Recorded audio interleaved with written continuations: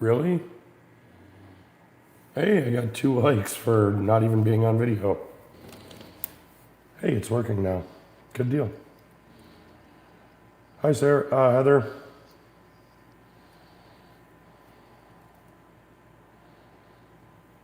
Can you hear me?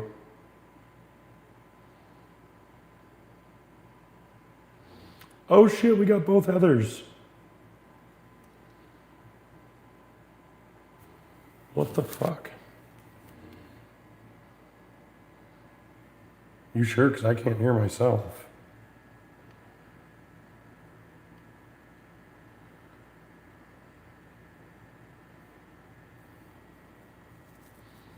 Four people already? Holy crap.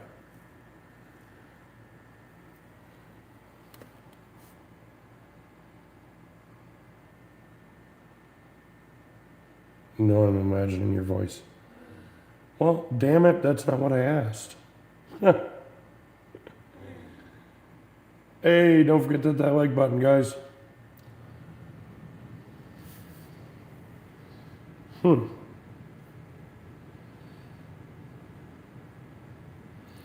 to figure out why my stuff's not working then. Wow, 5 people in, 3 people working, or liked it. Sorry, I speak sarcasm. Yeah, I've noticed. Oh.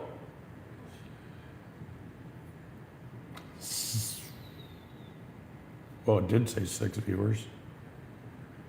Share. Oh, no.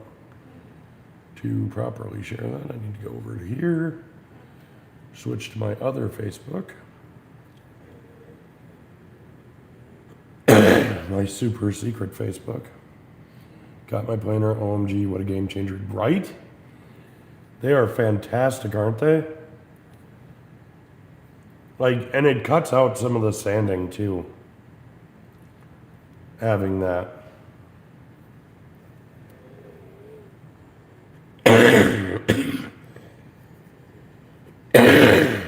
Sorry, I keep coughing, guys.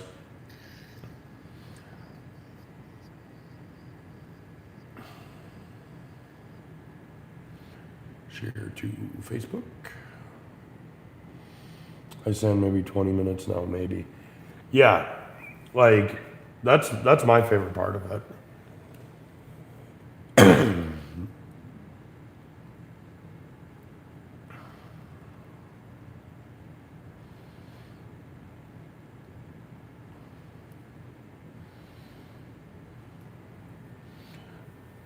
Well, that and like I can finally get flat wood now, so.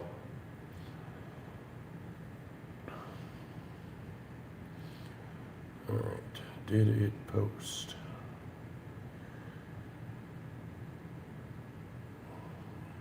Yes.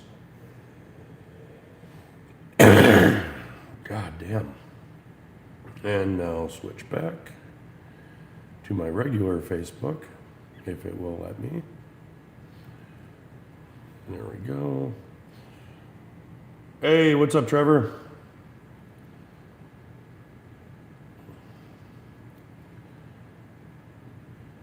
Heather P, on your Facebook, you need some Mullen tea. I don't know. I don't know if I need tea or what I need. What I need is to go out to my car and grab my energy drink. Oh my God. I am so pissed off right now. Because of these stupid winter storms, I keep seeing shit like this posted on Facebook. And I don't exactly have the money, but $500 for a CNC. 24 inch by 24 inch. That would be perfect for like everything that I would need to do. Frozen screen. What the hell? Frozen screen, cheap, crappy, like phone stand here. Guys, I need to get my fucking life together, I'm telling you. This is horrible. Is it really frozen, guys? I see and hear you, not frozen here. Is that a new CNC or used deal? Used CNC, Trevor, on the Facebook Marketplace.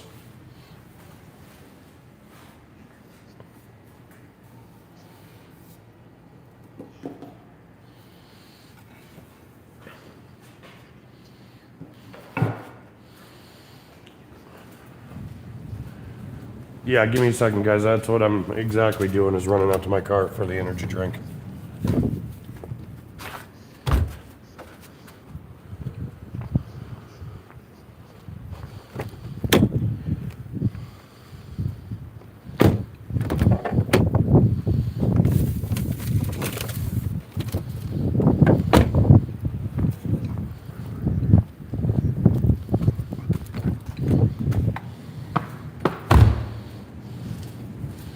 So guys, got out to my car, literally not even 5 minutes. I've been here maybe 10 minutes total. And my car is already covered in snow.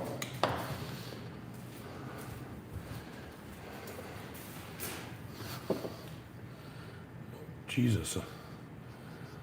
There we go. I'm still frozen, going back and out and trying it again. Okay. So I didn't catch up with you on your projects, Heather. But what I have done, and I'm muting myself because I don't like the echo. But the videos that I have watched, Heather, freaking, your editing is freaking awesome. Absolutely love it. And I don't know if Trevor, well, I'll wait to say what I gotta say till Trevor gets back about the CNC unless he heard me. How tall are you? 6 foot, used to be 6'1". Used to be. Now I'm probably, I don't know, normally you don't start shrinking till you're like 50 something. I've already started shrinking. I'm probably like 5'10" or 11. I'm back, but still no active video. It's really weird, Trevor, because like everybody else can see it. 8 people watching. Holy crap. I feel almost famous. Hit that like button, guys, and read the description. Actually, read the pinned comment.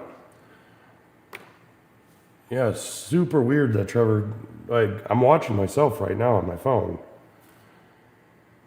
Damn.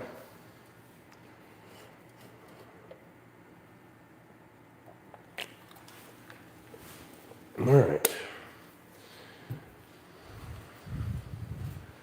So some of you who normally just sit there and watch me just sit there don't know that last live, or the live before or whatever, or yeah, the last live that I did on the laptop, I actually did some work while on video, so that's fun. All right. You just look really tall. Definitely the camera angle, Heather. But yeah, gonna put a second coat of conditioner on my very first attempt at a cutting board. Should have added more of a chamfer on the bottom. Yes, your cutting board, Heather.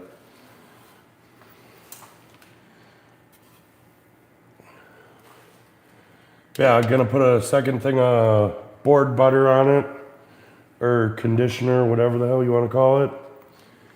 And then the bench that I've been struggling with, I'm gonna try to get some work done on that too tonight. How much will you sell that for? I honestly don't even know. Hey, Trevor. That's definitely not the right Trevor. There's 2 different Trevors with the same issue, apparently. It's a nice one. I haven't tried them yet. I appreciate that. I appreciate that it's nice and you guys like it. I don't know if I'd get rid of that one. I might give that one to my mom for Mother's Day. It is the right Trevor, just multiple accounts. Oh, got it. Well, maybe the other Trevor got blocked out of his account or something. Trevor, were you here for my last live when I did the started doing the cutting board?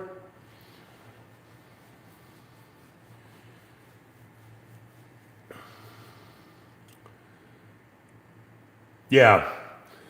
Well, and I mean, being my first one, like, I mean, yeah, I bet she would love it. I'm hoping she would love it. What an asshole. Whoever Mr. H Woodworking is has decided to go live while I'm live. What a jerk. But yeah, so I think I need to move the laptop out of the way and all these cords. I am a horrible professional, guys, just so you know. This is the account my YouTube channel will be under. Nice. Okay. So that is the one that I should go and subscribe to then. Go to channel and subscribe. And all notifications. But dang, man. 14 subscribers and you haven't even put hello on there yet. This is the account. Yeah. So I actually didn't. I just now did. I did just now subscribe to it. Did you ever watch my videos? I have not yet, Heather. I am working on that. I've been super busy with being sick. Hell, Saturday night, Friday night, I ended up going to the emergency room for that urinary tract infection, and I just haven't really fully had a chance. Very sorry. I will get into watching them though.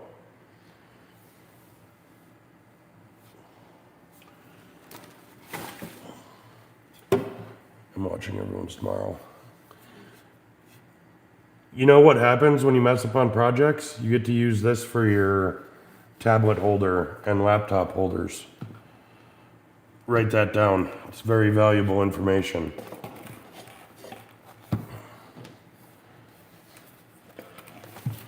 Okay. Here's my giant fingers. And you'll be able to see what I'm doing in the shop. Good. I don't think I'm even subscribed. Go to channel.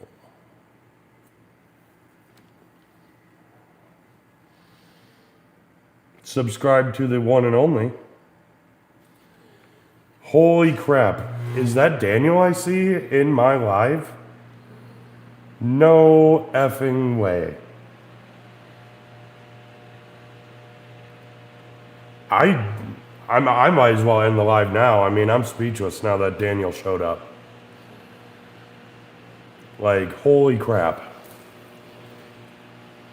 I thought I was really hitting it big time when, I really thought I was hitting it big time when Ramon showed up once or twice. Daniel, check out my first attempt at a cutting board. Cheap box store hardwoods.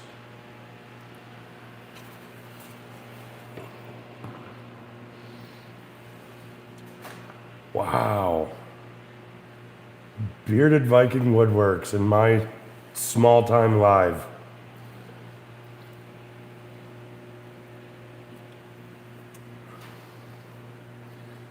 I think I need to like screenshot this, man.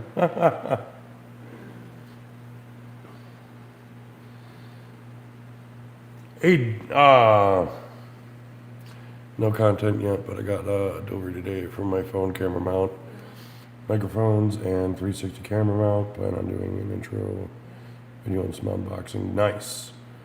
Can't wait to see that, Trevor.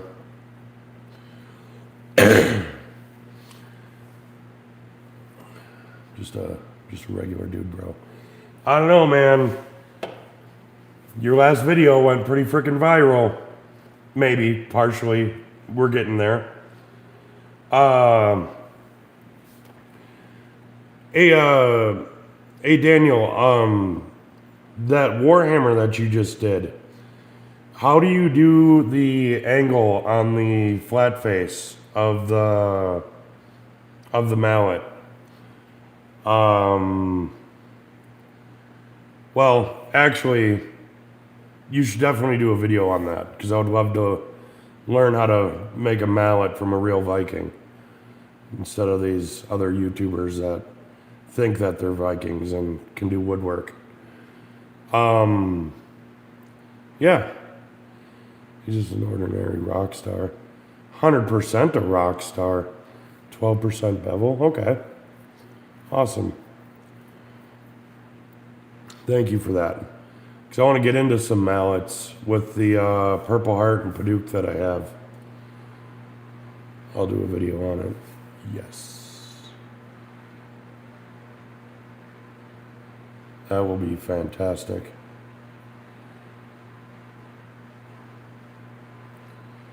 Alright, well, I'm going to get some stuff rearranged so I can put another coat on there. And then work on a stupid bench that should have been done already. Where the hell are my gloves? Up here.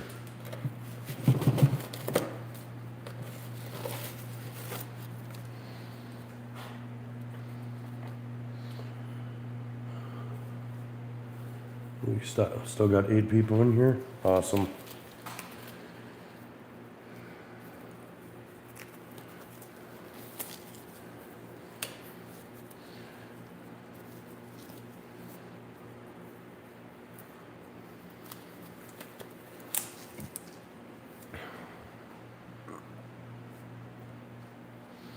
Now what the hell do I need? Paper towel.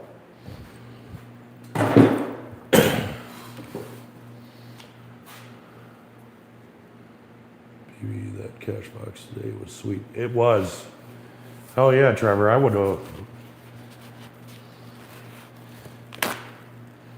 have definitely enjoyed that cash box. The problem is my cat, it would never have cash in it because I always end up, spending all my cash as soon as I get it. I'm going to start on your sign Tuesday. Awesome, Heather. Can't wait. What's up, Chris? Not much, man. Working on the cutting board and going to do some work on a bench over there.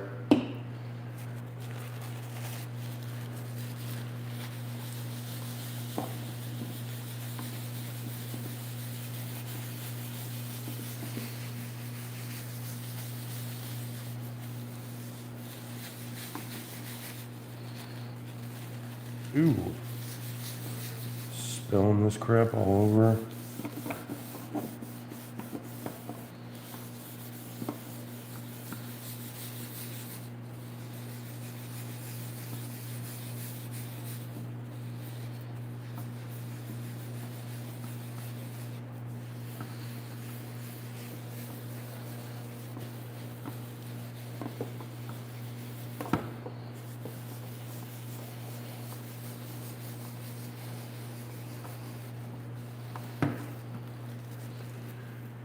So Daniel, me and my very small following of live watchers, because I do it so late at night, we were thinking and talking, and it'd be cool if you offered like a kind of a live online woodworking course. Like people pay you like $20 or whatever, like me or whatever. And then you give me like a plan and we go live together and build while you're building and you teach us how to do it while we're doing it.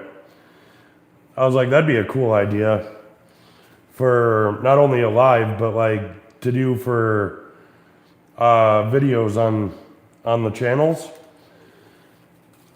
I don't know how I came up with the thought, but it sounded like it would be badass. Yeah, I was thinking about that very soon, very, very soon. Nice. Gonna be hickory, or are you putting it outside? Or you're putting it outside, I'll make it cedar. Actually, Heather, I will probably put it inside. Looking at your work, it's too nice to be putting it outside, so I'm getting that sounds.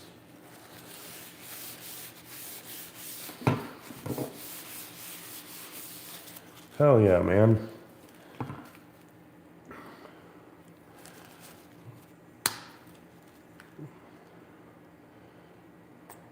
No, it doesn't have to be like one of your like award-winning jewelry boxes though, or at least not to start.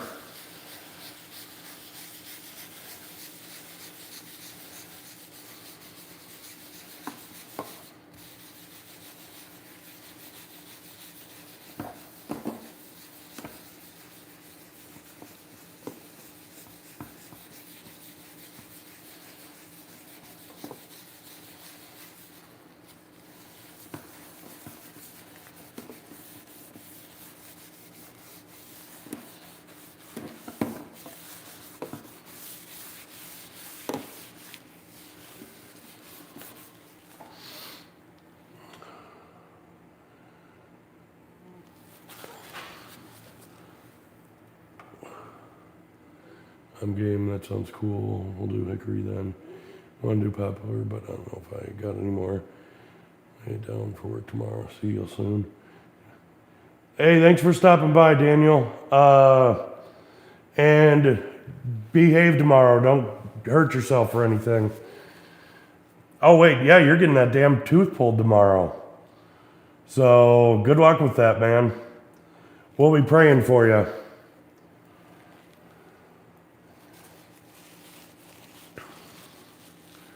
Praying for some pain-free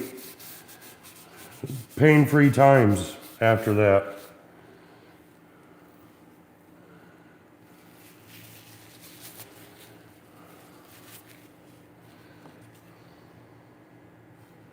Uh-oh.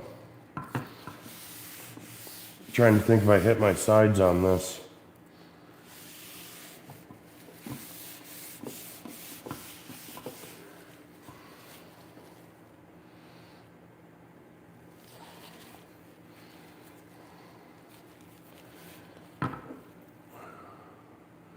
Man, I am pretty certain that goes down as like my proudest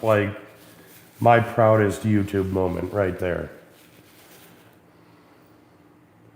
Holy crap. Got all my front teeth knocked out with one elbow in a hockey game when I was younger. Teeth are painful.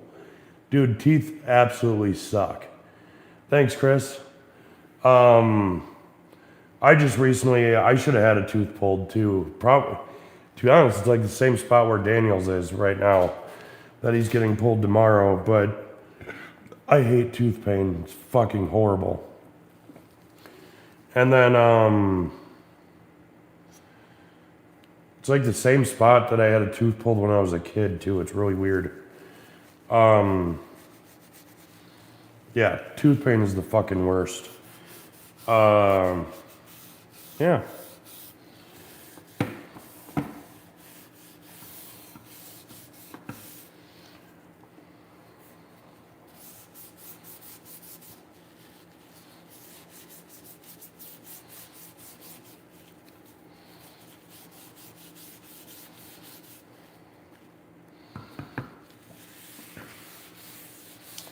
Man, now all I need is a appearance from Ramon tonight, and I'll feel real special.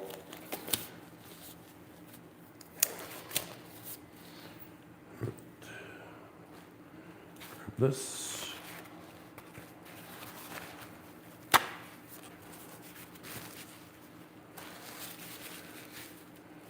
And wipe this off.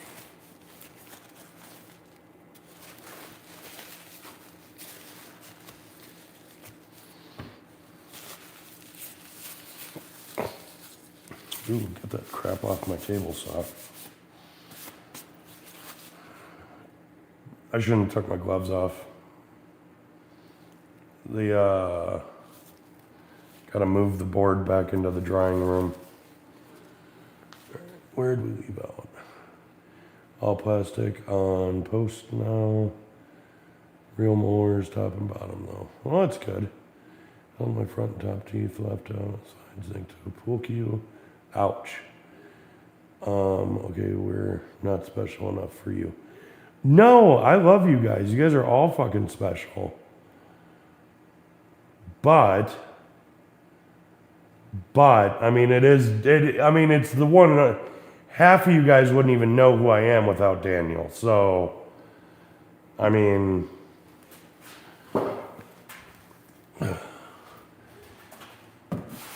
if it wasn't for Daniel, like, you guys wouldn't even fucking know who I am.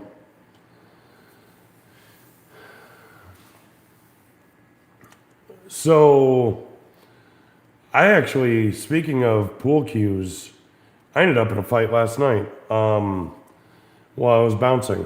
Got popped in the mouth real good. Nice fat lip all night.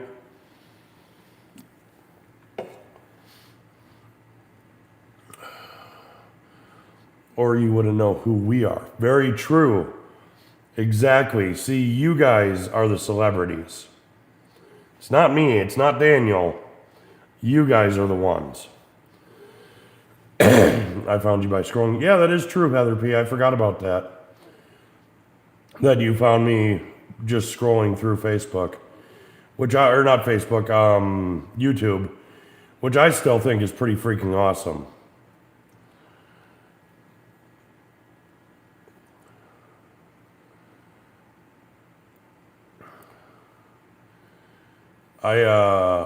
What the fuck was I gonna say? I don't even remember what I was gonna say.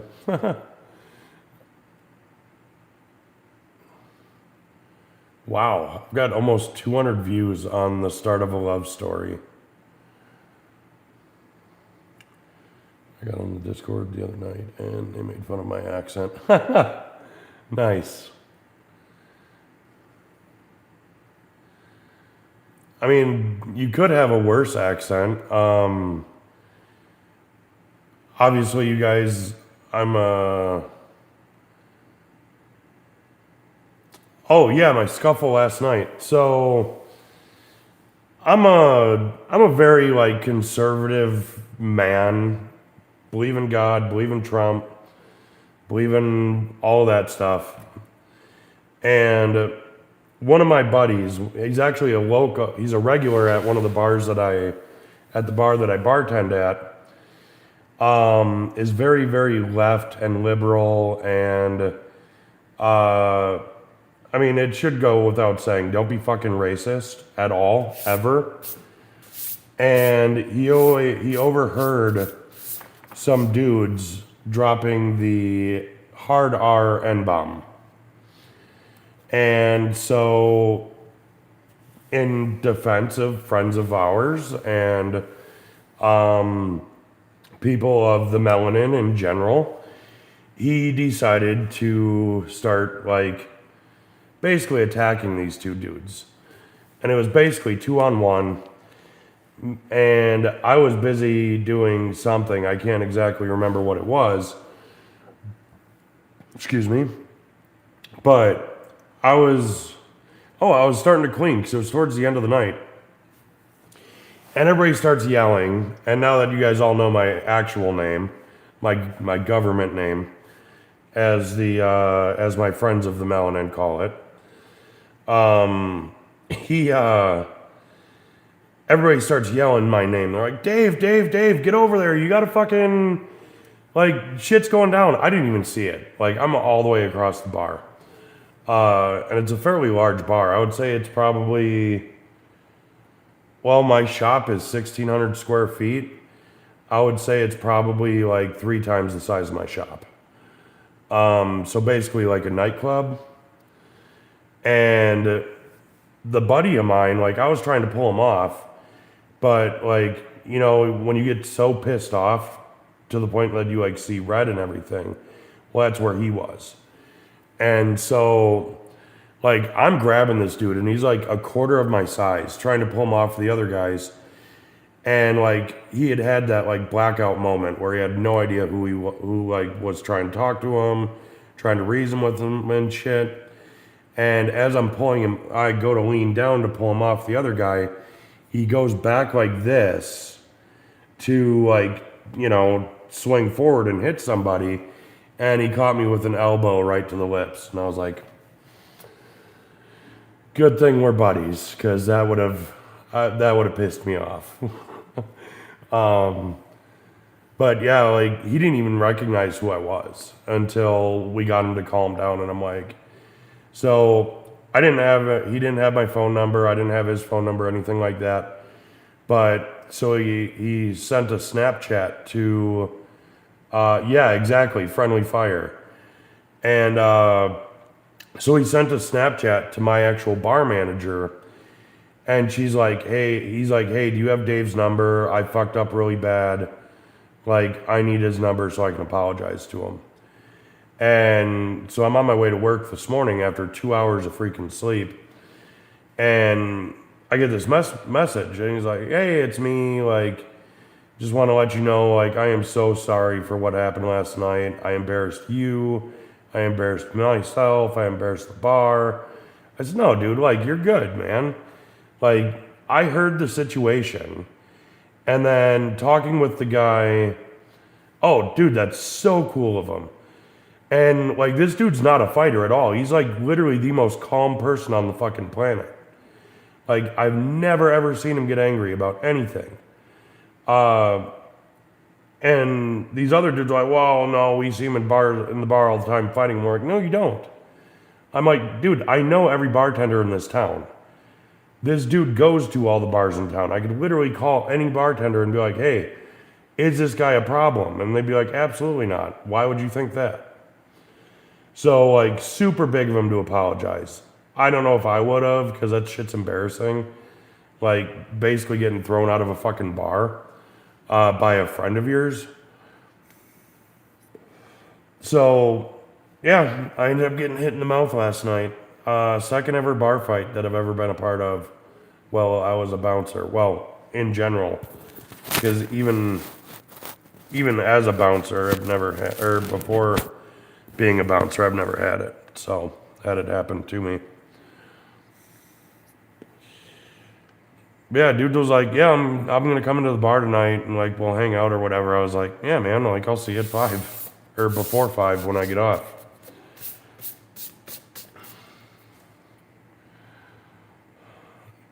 Anybody else have anything exciting happen to them? Bar fights or anything like that recently? I just realized I gotta flip my freaking iPad.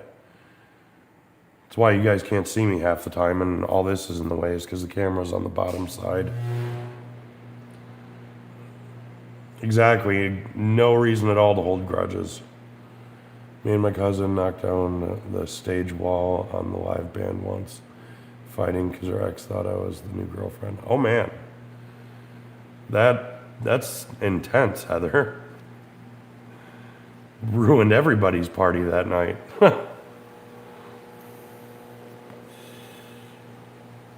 Her ex thought I was the new girlfriend.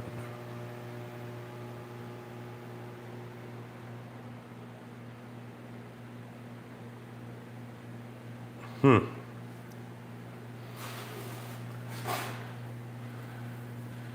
don't know, Heather, that almost sounds like some Kentucky stuff.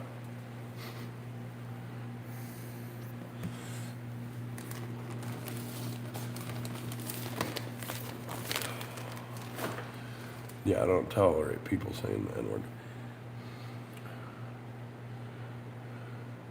Yeah, they escorted them out, not me. I was in defense mode. Yeah, that's usually what happens. When you're the one who's got to defend yourself, you're usually the one that doesn't get kicked out. Myrtle Beach, yeah, it's kind of close to Kentucky. So wait, you're right there with Ramon. You and Ramon are basically neighbors.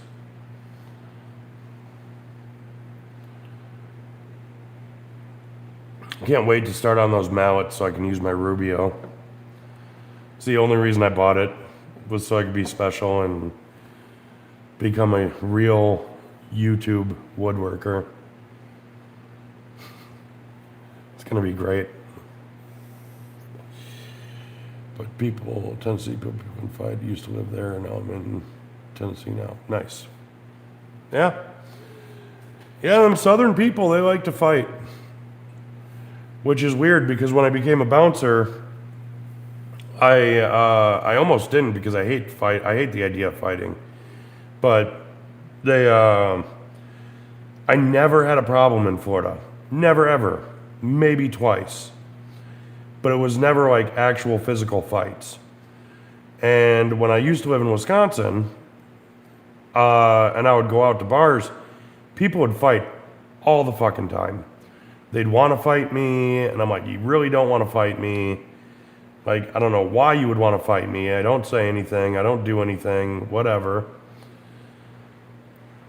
I am the smallest of my group of friends at 6 foot, and they always would warn people to keep away from me when things got crazy. I made a paycheck as a hockey player, as a fighter. Yeah. Yeah. And that's the thing, is it's not always the biggest dude. The last two fights that I've had to deal with. For one, it was my buddy against two dudes that were both bigger than him. And then one other dude who was talking a bunch of shit to a group of guys, his group of guys, and he kept like grabbing their drinks and stuff out of their hands and like, what are you going to do about it? Like treating him like, he was just being a fucking bully. All of a sudden, like the smallest dude in this group is like, I'll fucking show you what I'm going to do about it. Ended up beating the dude's ass. And again, I'm a big guy. You guys have seen it. You cannot pull those small dudes off of these big guys. You just can't. Once they are like locked in, it's like a freaking missile, man. You are not stopping it. The big dudes usually aren't the problem. Exactly. So which is worse, girl or guy fights? I have never, or I've partaken in one girl fight, and it didn't get to the point of fighting because we were able to like stop it beforehand. But I would say, even though I've been part of 2 guy fights now and actually no girl fights are the worst. Because for one, girls are freaking brutal. They do not believe in rules. Like, they will punch, bite, kick, scratch, pull hair.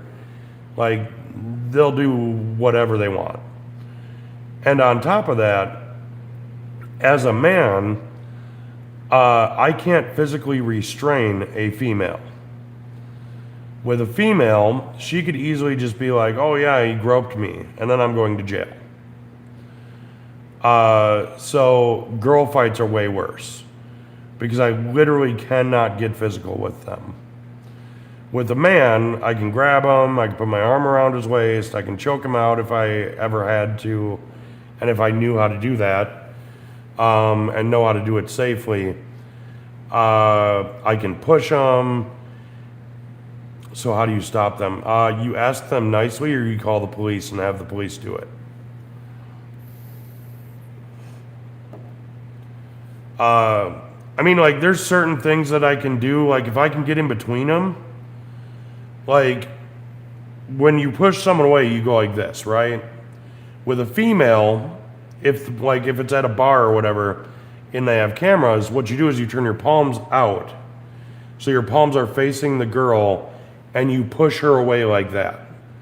Because at that point, like, you get it on camera that you're not actively groping this girl. Damn, I'd get a girl. Trust me, I've been talking to my boss. Like, all the girls that come into my bar that I work at, that I do security at, it's all 21-year-olds, 22-year-olds, 23-year-olds. It's all drama. It's all bullshit. And it's all like, this girl's fucking my boyfriend. I'm fucking her boyfriend. But I'm pissed off because she's fucking my boyfriend. And then they just argue and mostly come up to me. and go, hey, you're my best friend, like, protect me. And I'm like, here's the best protection I can give you. Shut the fuck up and leave other women's men alone. No one will touch you. So, but yes, female bouncers should absolutely be a thing. And at this bar that I work at, all of the girls, every night that I work, they come up, they're like, oh my God, we feel so safe around you. You're like our big brother and blah, blah, blah. And you're my best friend. I'm like, you know how often I hear that? Almost every fucking night. I was like, you can't be everybody's best friend. I gotta be somebody's enemy. Somebody's gotta not like me at the bar. But yeah, girls are a whole different animal when it comes to fighting.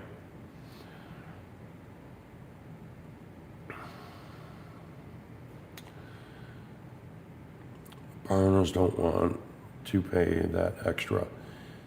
That too, they would definitely not want to pay the extra. I'll bounce that. There we go. I'll have a shirt that says security, and we'll get the girls a shirt that says security at. Will you be my best friend? Not if you're trying to start bar fights, Heather B. Absolutely not. I won't be your best friend.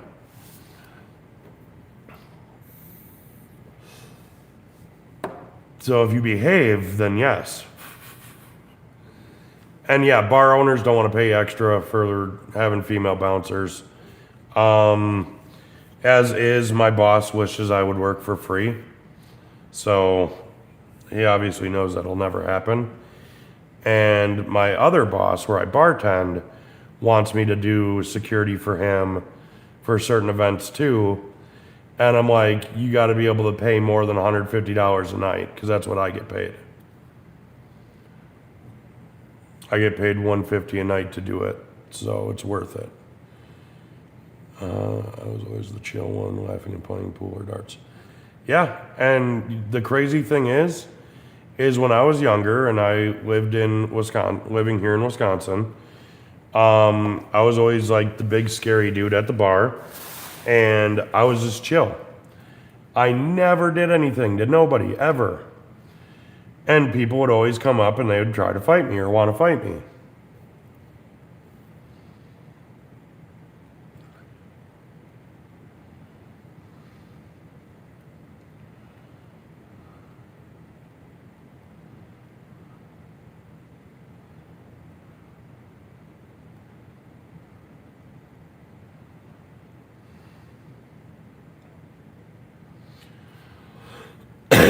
But yeah, I don't know. What bench are you working on? So the bench I am currently working on is, if you guys watch Who's the Boss? No, not Who's the Boss. This guy, his YouTube channel is Fish Over Chicks. And he does woodworking, and he posted a project that he did that is a bench. Let me see if I can find the picture. And he posted the bench naked at first. And then he posted it. So he posted the bench naked. And he got 5 people who are like, I have to have that bench, right? So he sold it for $75 naked. Then he painted the legs and put some stain on it, and it started selling for very cool stuff, man. He's definitely got some good projects. What the heck was I just saying? Like right in the middle of talking.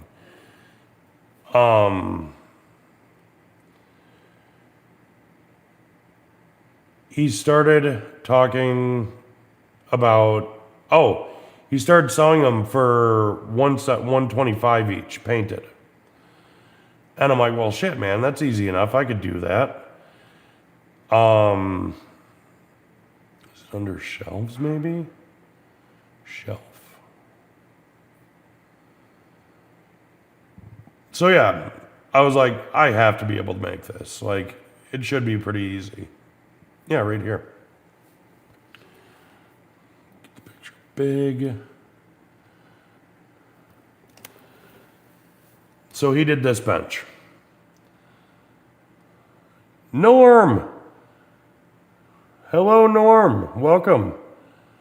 Hit that like button, buddy.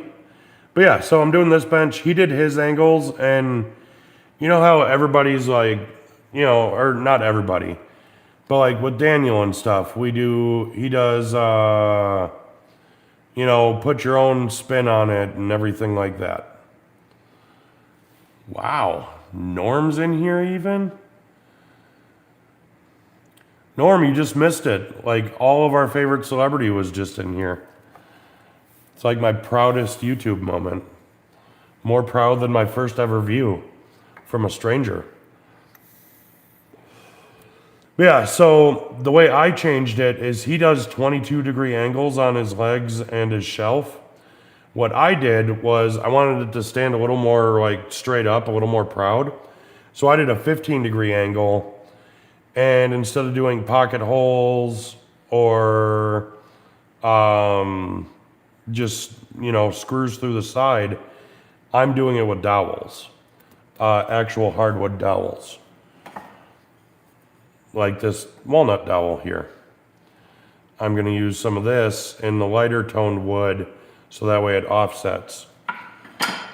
And then I got oak dowels for the top part that is going to be, that's a dark actual color, so. And then he left it, I'm hoping it looks nice. I hope it looks fantastic, because this thing's been kicking my ass. I had to redo the legs a few times. But yeah, I haven't tried dowels yet. Actual dowels suck. If you're doing countersunk screws, dowels are fantastic. And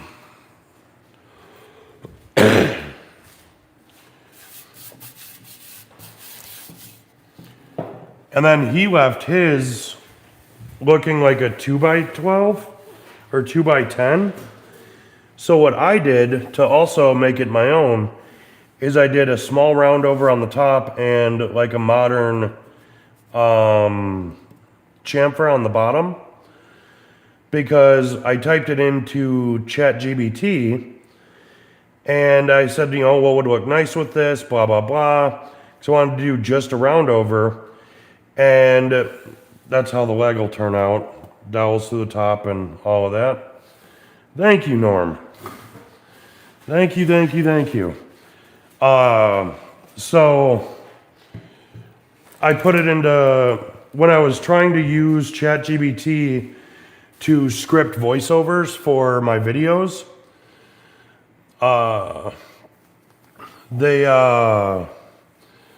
thank you guys. I love that you guys like that.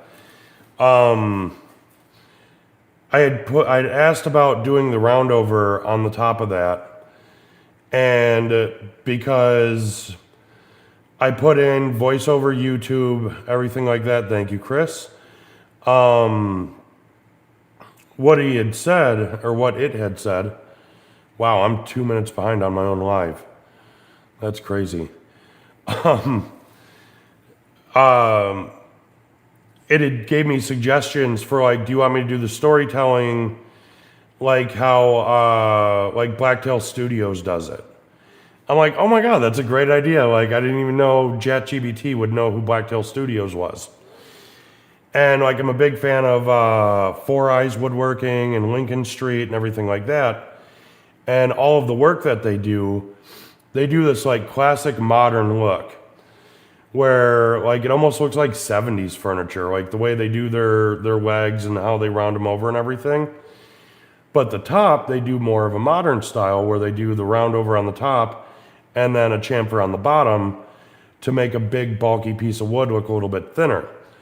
So I'm like, you know what? That sounds like a pretty good idea. So I went with it, And I actually think I'm going to do a larger bevel on the next one. But like this one, if it does turn out right, I should get $75 all day long, which would be a killer profit because I think I spent 2 by 12 by 8, I think, was crap. No, it was 2 by 12 by 36 inches. Oh, you better research benches and get that price point right. How deep is the dowel under the leg? So what I asked in a woodworking group how far or how big I have to do the dowels and how far, and they said to do not much deeper than the actual depth of the board. And so what I did, because I want the extra security, because I'm 300 pounds, I have to be able to test this bench out, is I did the dowels to the top are going to be obviously flush with the top and bottom. And then into the legs, they're probably about 4 inches deep into the leg for the dowels. Can you imagine writing a $5,000 price tag for something my hands would be shaking way too much? Right? See, and that's honestly the goal. Like, I don't want to do smalls. I don't want to do small projects my whole life. I want to build like custom furniture. I want somebody to be able to go, this dining table I bought from Valhalla Timber Works, for $4,000 or $5,000. People telling me I ain't pricing stuff right. I said I don't charge enough. Well, Heather, considering you're sending me a free sign for my business with a fairly complicated frickin' logo, yeah, I'd say you're not charging enough at all. What do you normally charge, Heather, for something like that? I'm a fan. I appreciate that. Yeah, so the 2 by 12, I only spent at Menards, they have cutoffs, cutoff rejects. Cedar sign, it's $50. How long does it take you to do it though? Because cedar is cheap, unless you're using that red cedar that you've been using. That crap's expensive. If you were just doing it on cedar pickets and doing cheap paint and not putting a lot of effort into it, I would 100% be yeah, $50 is pretty good. You should be doing 75 or 100, Heather. Your stuff is fantastic. Your artwork is incredible. You're really good at painting. You got to up them prices. Yeah, so the 2 by 12 is a 2 by 12 by 3. And it is offcuts that got rejected when they were cutting down lumber at Menards or whatever. So that was $2. And then I used 2 by 8s for the legs and the shelf, which I think is kind of a mistake because I might do either the legs in a 2 by 10 and then the shelf in a 2 by 8, or I might switch it up and do a 2 by 8 leg and do a 2 by 10 shelf. Yeah, you got to raise them prices, girl. You really should. Red Cedar Live Edge is $65 for 5 8-foot boards. Oh, well, actually $65 for 5 ain't bad. Takes about 2 days to make one sign. That motorcycle sign I shared in your other community page, I charge $250 to $300. If it's the sign I remember, Trevor, you need to relook at your pricing as well, because that was a pretty damn awesome sign. But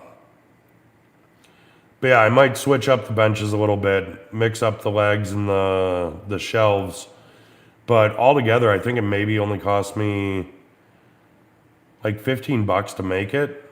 And then for the stain, it's not much. But yeah, and local markets or whatever. Yes, that is the one I am thinking of. That was a really badass sign, Trevor. I would have charged way more for that. But yeah, that bench, like, I figure if I can get it down to where it's not like more of a pain in the ass to actually work the damn thing. Because putting those legs on has been kind of a nightmare with the angles and everything. I figured $75 is a pretty good price, good starting price. And then if it's like stupid popular and like people are like, I have to have one, then I'll raise the price a bit to like 125 or 130 or hell, maybe even 150. That'd be cool. Get literally 10 times the price that I paid for it. Gonna do Hickory Waterfall Bench Tuesday. Damn, Heather. That's ambition right there. And thunder just started. We have severe weather overnight. Yeah, like I said, I've been live for almost an hour. Took time to go to the bathroom when I first got here. And my car probably has close to 2 inches of snow on it if I go look right now. I mean, I don't know what it'll look like. It'll look fine, Heather. As long as you've got your angles correct, it'll be perfectly fine. We believe in you. Be right back, guys.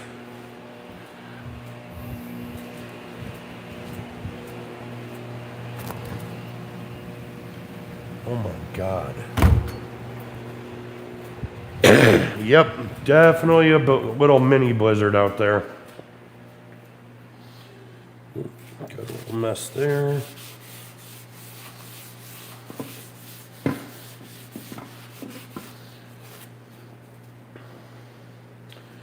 And I think if I start doing like more of these cutting boards and doing bigger, better ones or whatever, one thing I've noticed is people make their own board butter.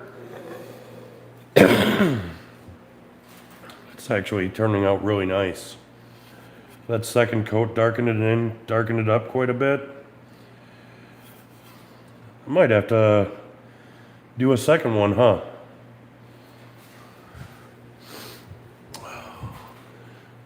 Hey, Van Lot!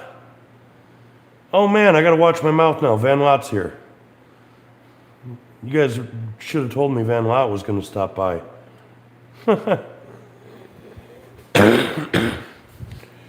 But yeah, with that like blizzard coming in, I'm not shocked that my car is covered in snow right now, but I just didn't want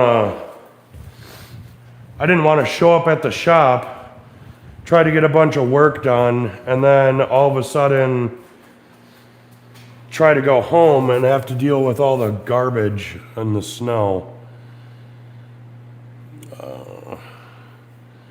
We're supposed to hit above freezing Wednesday and beyond. Well, above freezing would be a good thing.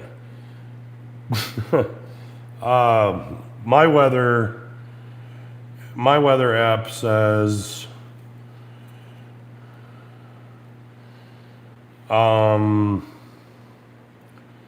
blizzard warning. Conditions are expected till 4 p.m. on Monday. So, good thing I stopped at the gas station to grab a bunch of food and make sure I'm prepared for the next 2 days. Today, high of 38, which I don't think we hit that. Monday, 11 degrees to 25 degrees, 100% snow. Tuesday, we get some sunshine, but a high of 21 with a real feel. Let's see. Feels like. Doesn't matter because it hasn't happened yet. Excuse me. So temperature will feel like -7 to 15 degrees. So even though we're going to get the sun, it's still going to be absolutely miserable. And then Wednesday, it's either going to be really nice at 40 degrees and 50% chance of snow. So that's weird. And then this must have changed because it was supposed to be miserable until like all of next week. You just read 4 reasons why I've never moved to Wisconsin. Yeah, and people are wondering why I'm trying to leave Wisconsin. Hey, what's up, Turner? Never seen you in here before, I don't think. So hit that like button, go ahead and subscribe. I almost promise you'll not be disappointed. So I moved away from that crap, yeah. Wait, where are we? You're Garth Brooks' buddy. LOL. Well, snowed in the shop. Well, Chris, it is a bad thing when I don't have like a pizza oven to make my food, my pizzas that I just bought. Storm just passed through down here. Winds around 50 to 60 miles an hour. Heavy rain. Everything, no tornadoes. That's a plus. Always a plus when there's no tornadoes, Van Lot. Glad everything's okay. You just named at least 4 reasons I'm not moving to Wisconsin. Timber work. So architectural structure. So actually, Turner, it's just basic woodworking. I was trying to come up with a name. I've got Viking heritage, and best thing I could come up with was the Valhalla Timber Works because it sounded really good. Eventually, I would probably get into doing like timber stuff, like actual timber structure, and it would be like structural stuff, just like, I don't know, some random project using actual timbers. Yeah, we're getting that weather here now, Van Lot. It happened.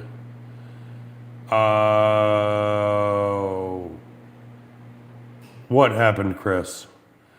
And then Pizza Guy has Pizza Guy had 30 minutes. I love that. Next tool, pizza oven and a microwave. Yes. At some point there will be a pizza oven and microwave in this building. Actually, I might even, I don't know, if I decide to like stay here till like 6 a.m., I will definitely possibly go to Walmart and buy a pizza oven. Chris, school beans. Well, should you ever need advice or tips, I will be around to help. Perfect. Thank you, Turner. That's awesome. Do you have a I can see you have a channel there. We had winds yesterday and today, then finally settled. Sometime tomorrow, we had 60 mile an hour winds today. Turner, we are going to go and check out your channel quick. Videos. Subscribe. And notifications. Cool. Workbench. New video drops Friday. Awesome. Yeah. Definitely going to figure out what the hell I'm doing. Copy link. Go back here.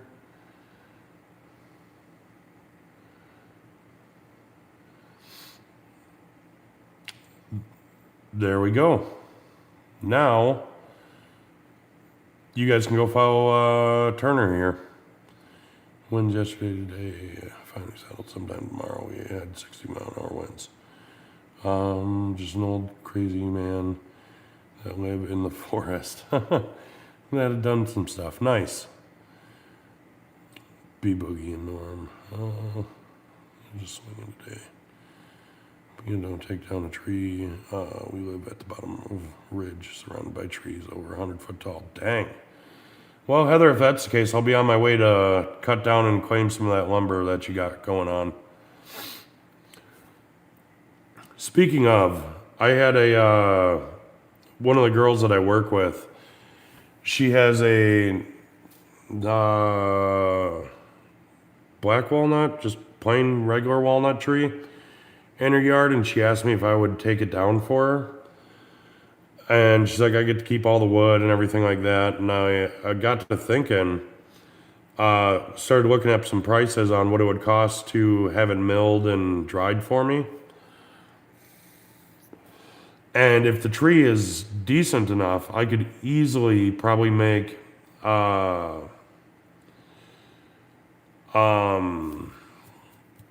could probably make a couple of grand off of her tree after milling and having it dried.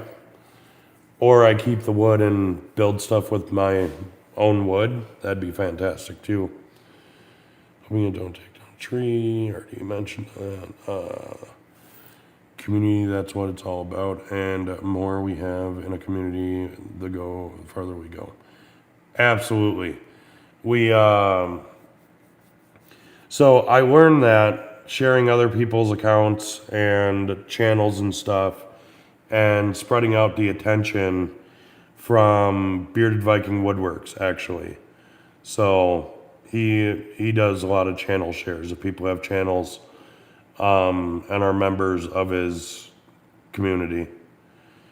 Get a chainsaw, mill for the fun of it. Never know when you will find a log. Yes, absolutely. The delay for drying is the big thing, paying up front and having to wait.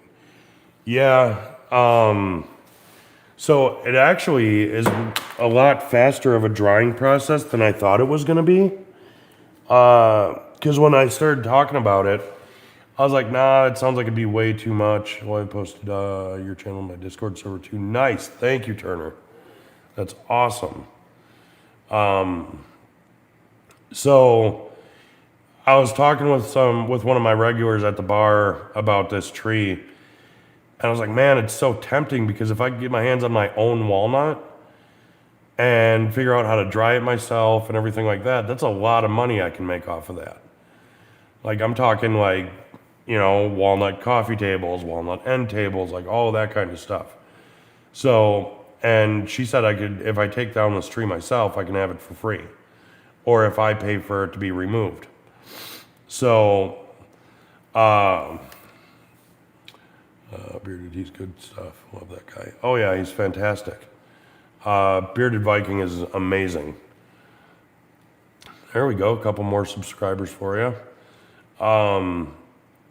We were talking and I was like, man, doing all of the math, it was going to come to, it looked like I was going to get about like $1,600 from this whole tree.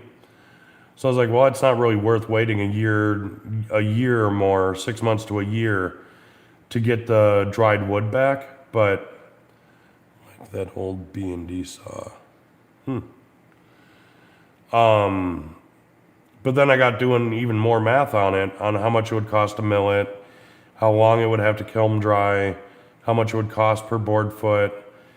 And I just got to get this girl to message me and give me the dimensions of the tree so I can figure out roughly how many board feet it is.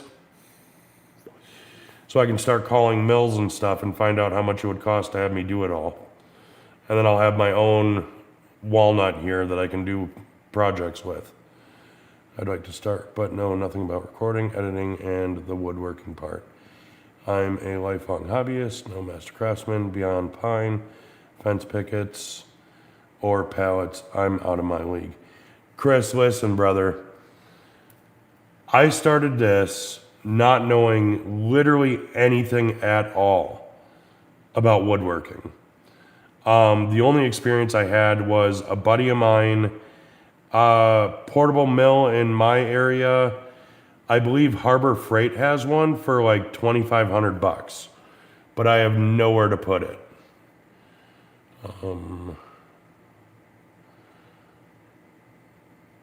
Portable mill. Yeah, Harbor Freight has a 22-inch for $21.99. And then they have one that it doesn't have it listed at $24.99. Built Hard has a 32-inch 15 horsepower motor for $2,500. So like if I had a place that I could put it, I could easily get one if I could get a hold of the money for it. Mech Max is the one for $21.99 for the 22-inch. Yeah, the one at Harbor Freight is Central Machine, 301cc engine. So, yeah. I mean, it's not a bad price if you can afford it. But,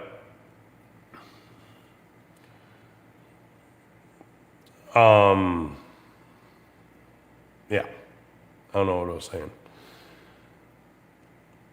Porterville, I would sell half the tree to pay for that part, the part you keep.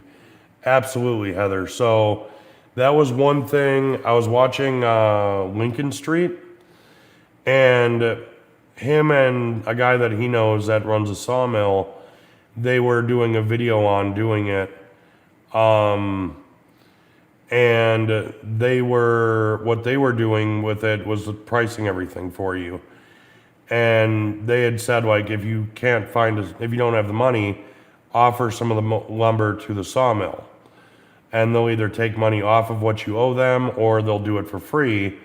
But then you're surrendering like half of the tree that you had, which means like half of your profits. So, but yeah, if like the sawmill wanted half of the lumber or a quarter of it to do all the work, I would be like, heck yeah, man, take it. Oh yeah, back to Chris. So Chris, the only experience I have with woodworking prior to actually starting this is a buddy of mine asked me for help doing some stupid little crates at his house for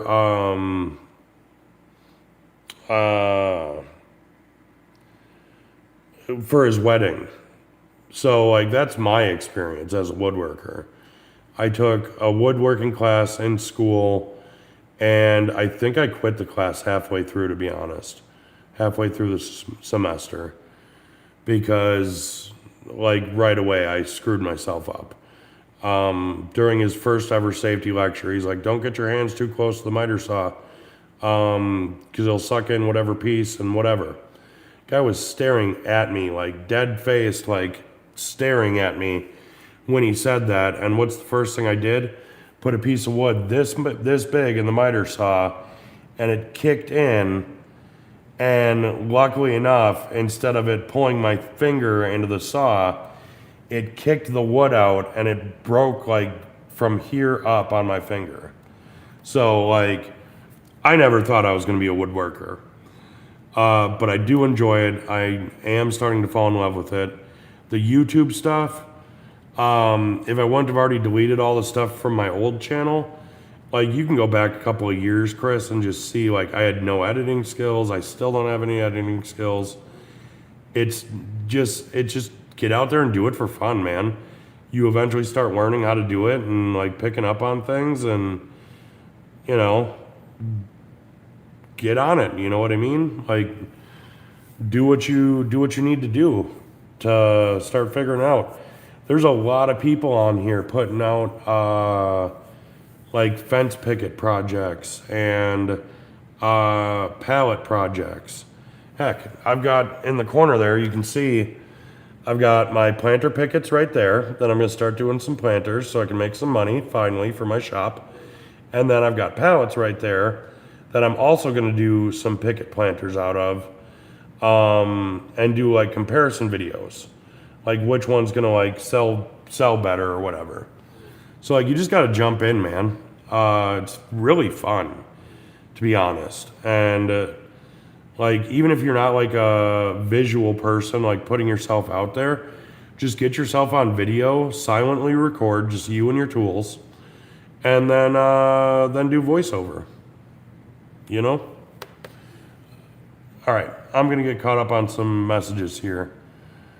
All right, thank you, but not expected. I'm just here to watch, make friends, and support. I do not expect anything at all, but thank you.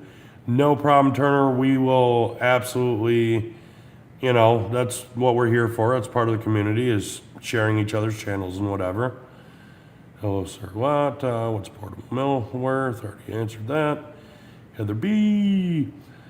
I would sell half the tree to pay for the part you keep. I already talked about that. Thank you, Heather B, for subscribing to Turner's channel. Chris, there are literally millions being made by craftsmen just like you with basic tools and simple wood. Don't let that slow you down. Exactly, Norm. In all honesty, Chris, it sounds like you're a little bit further on your woodworking journey than I am. And I mean, like I said, I just was like, screw it, I'm going to go for it. So, Chris, have you seen my setup? I just decided to woodwork in November of last year. There we go. Yeah, and I'm not trying to be mean or like offensive to Heather P, and I know she's not going to take it that way, but like her shop has straw floors, which is not good, because straw and dirt floors, like the more crap builds up on it, like the more chance there's going to be a fire. It's incredibly small, and Heather is doing fucking awesome. Sorry, Van Lot. Heather is doing great with the project she's doing. And she basically has like the most nothing shop you'll ever see. So like, we believe in you, Chris. We think you can do it. Cheat for making planks after flattening with a chainsaw mill. Use a chainsaw attachment on a skill saw to cut planks. You know what? I actually saw that. The skill saw attachment, they have one for Harbor Freight tools. For like a Harbor Freight circular saw, where you can take it off and you attach the chainsaw on it. Like, you can, like if you have an edge guide, you can make basically like full planks or whatever with it. So that's pretty cool. I also saw on Blacktail Studios, he used something like that with his, with his circular saw. So definitely good advice there. Van, did the storms miss ya? How old does that chainsaw attach for the skill actually work ripping? Damn karma. What'd you say damn karma for, Chris? As I'm getting caught up. It's cat's ass awesome. Been using mine for 20 plus years. That's cool. I didn't even know something like that was out for 20 years. What do you use to edit your videos? Heather B, I use VN, just like Daniel does. I was using iMovie. Oh, yes, my thumb. That'll teach me to like actually listen when people are trying to give me instructions. Hence why I don't read the instructions when I get stuff. I'm horrible with that. But Heather B, I use VN, and I have CapCut, and I have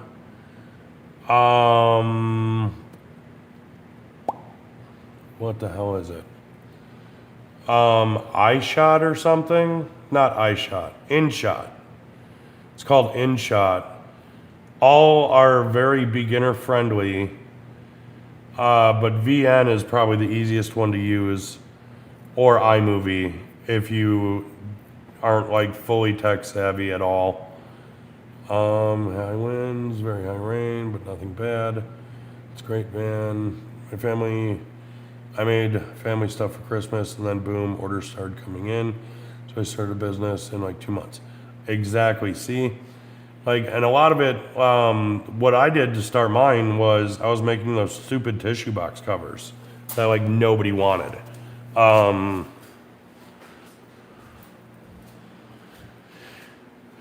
God.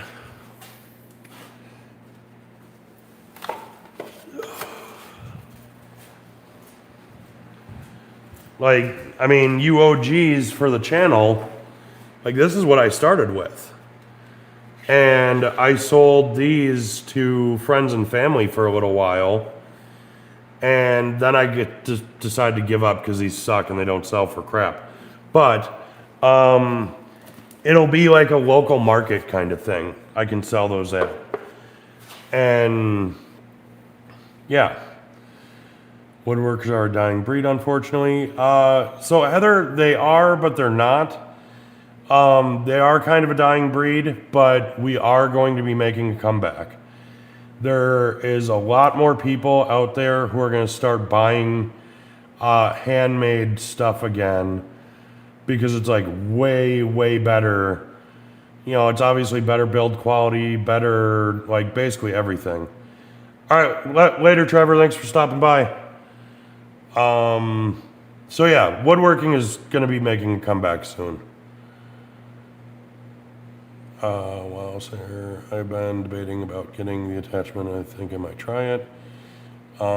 It's just starting to storm here. Van Lot going from sunny 70 degrees to 3709 overnight. Welcome to Wisconsin, Heather. That's how it is here. We can literally like be talking about, oh yeah, it's a beautiful day. Like we're not wearing jackets or whatever. It's like 60 degrees. And then go inside, eat like dinner and come back out and there's a foot of snow on the ground. So 100% agree. It's made out of pallets with hay floor. Yeah. The one at Harbor Freight fits 90% of all saws. That is awesome news, Turner.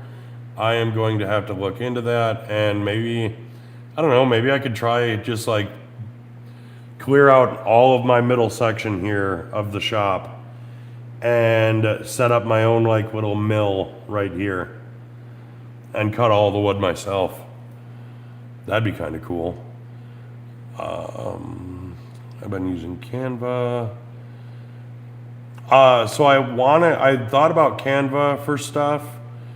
And then I decided not to do Canva because I was going to do like t-shirts and stuff like that, but I didn't know how to like take this, like this shirt here. It's one of my grunt style t-shirts.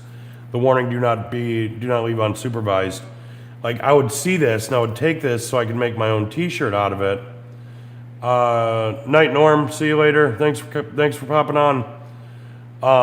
So like, you know, you take this, and then I didn't know how to like take the background out of it. So when I would try to make shirts and like cool stuff like that just to sell, because one of those like online scams that was a big thing was the print on demand stuff. And so I was like, well, I could get into that. I'm pretty creative. It'd be pretty easy to do or whatever. And then I couldn't get the background to remove, and Canva just started pissing me off. So I was like, we're not ever touching that ever again. So I haven't used Canva. Back when I was young, my YouTube was the Craftsman Tools catalog, LOL, and only got it once a year and weekly flyers. Nice, Turner. Those boxes so good. Thank you, Heather P. Got to call it a night. Later, Trevor. Good night, Trevor. See you later, Trevor. Night, Trevor. Good night, Trevor. I'm from the 1900s. I'm a dinosaur. I'm a big blue-collar, hardworking SOB that hates computers. That is my main problem. Chris, that does sound like it is kind of an issue. But, you know... Oh, shit, Daniel's back. Dang it. Daniel made me swear, Van Lot. It's his fault. Him coming back, you know, made me swear. Anyways, so Chris, when were you born? I was born in '88, and again, same thing. Big lumbering, blue collar guy. I've been a welder. I've been an electrician. I've done construction. So like, if I can do it, you can definitely do this. Heck, Daniel. I mean, he 19. Oh, okay. So you didn't specify 1900s. When you said 1900s, I just assumed like somewhat closer to my age. All right. Well, then in that case, Chris, maybe you should hit up Van Lot for 1975. I'm not saying. Okay. Now that we got all that figured out. So 1975, that puts you 13 years older than me. You got this, man. I believe in you. I think you can do it. All right. Night, Daniel. See you later. Thanks for stopping back by. People didn't believe me that you came through, so started to look a little crazy there. But yeah, so I don't know, man. Chris, I think those are just excuses. I think you got this. When I finally do a video, it's going to be a raw, uncut, probably not good video, LOL, but I'll have jokes. Hey, can't go wrong with jokes. People love jokes.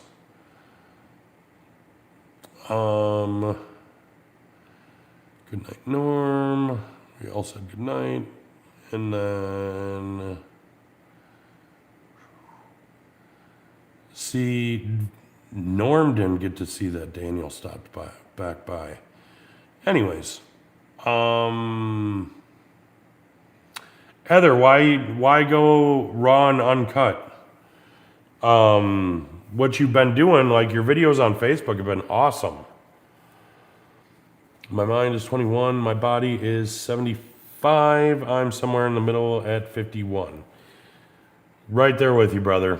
I am 37. Still act like a 16-year-old. And yeah, my body is right there at about 75, 80 years old. So if I can figure out this computer stuff, you can. There you go, see? Me and Van Lot used computers that used tape cassettes. Exactly. Norm's. Oh, he did see Daniel come in? Well, that's good. I was hoping he didn't think I was crazy saying that Daniel stopped by. Because TikTok don't edit video as well. So Heather P, for your videos then, you might want to use CapCut. Which sucks because they can use your name and your face and your videos for their own promotional advertising, and you can't do dick about it because you signed up for their terms of service. But almost everything that they do with TikTok's editing is all tied into CapCut. So, but I still think VN Editor would be super easy for you unless you have an iPhone. Then you don't get any simpler than iMovie for your editing. And then you go from there.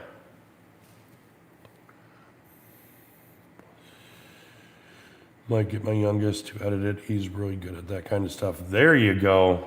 Why have kids if you can't use them for free labor? Oh man, remember when we used to chase steel wheels with sticks for fun? Oh man. My tech savage is hunt and peck and a whole lot. What the fuck is this? How do I do that? Well, in that case, Chris, my stepdad, he is 61 or 62. Took him like 4 years to figure out his first Samsung smartphone. And then he refused to give it up because he knew how to use it. Got a new one. Took him less time to figure out the second one. And then by his third one, he almost knew what he was doing. But if you get an iPhone, he just switched to iPhone. And within like 30 minutes, he had the thing like basically mastered. iPhones are super, super easy.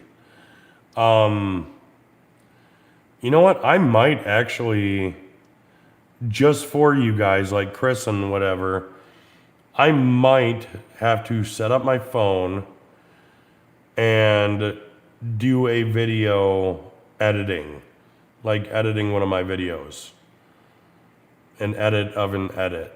So that way you guys can see how easy it actually is.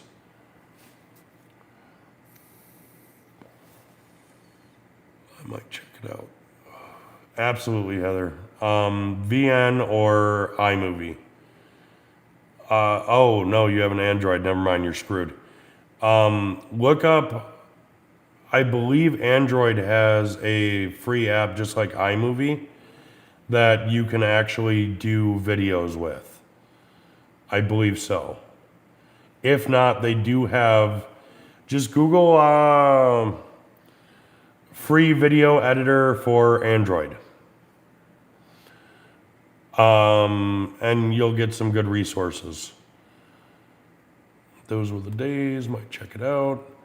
Right, my hubby had all three cutting wood today. They all said slavery ended and child labor was illegal.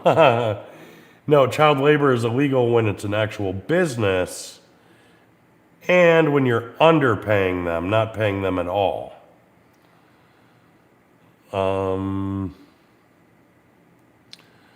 Hockey cards used to come with gum and black jawbreakers were 5 cents for, or 5 for 1 cent. So my life has never been that cheap, Turner, but I do remember when sports cards came with awesome stuff like bubblegum. That might help. What might help, Heather B? Got a cheeseburger was 25 cents once upon a time. You know what? I lived in Missouri for a few years when I was a kid. And me and my cousin, we would get on our bikes and we would ride out of town like 4 miles to go look at some classic cars that were just out in a field that the guy was selling. And on our way out there, we would stop at a place and their cheeseburgers were 25 cents. Perfect cheeseburger, absolutely phenomenal. And this was in the very late 90s, very early 2000s. Heck, we actually, here in Wisconsin, we have a place, I'm not trying to dox myself again for the second time tonight, but it was actually on, it's like diners, dives, and whatever. And it's a little hamburger stand up here called Wadles. And lately they've gotten stupid expensive. They're like $15 for a cheeseburger. A double cheeseburger. Patty is literally this thick. Used to be fantastic, but now they're way too expensive. But we would have like a family dinner and we would go buy like 15 or 20 of them. And it'd be like $10. It was fantastic. Android, I can remember the 10-cent burger joint. But I don't edit, I just go wild. See, there you go. Do it like Turner does. No edits, no nothing. Oh, 10-cent cheese, 10-cent burgers, old greasy spoon diners like the Zellers Diner. Yeah? I graduated in 01. Gas was $1.25 a gallon. Remember when 68 cent gas?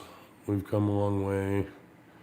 The wrong way. Definitely the wrong way, Chris. 100% the wrong way. Everything's gone downhill and gotten way too expensive.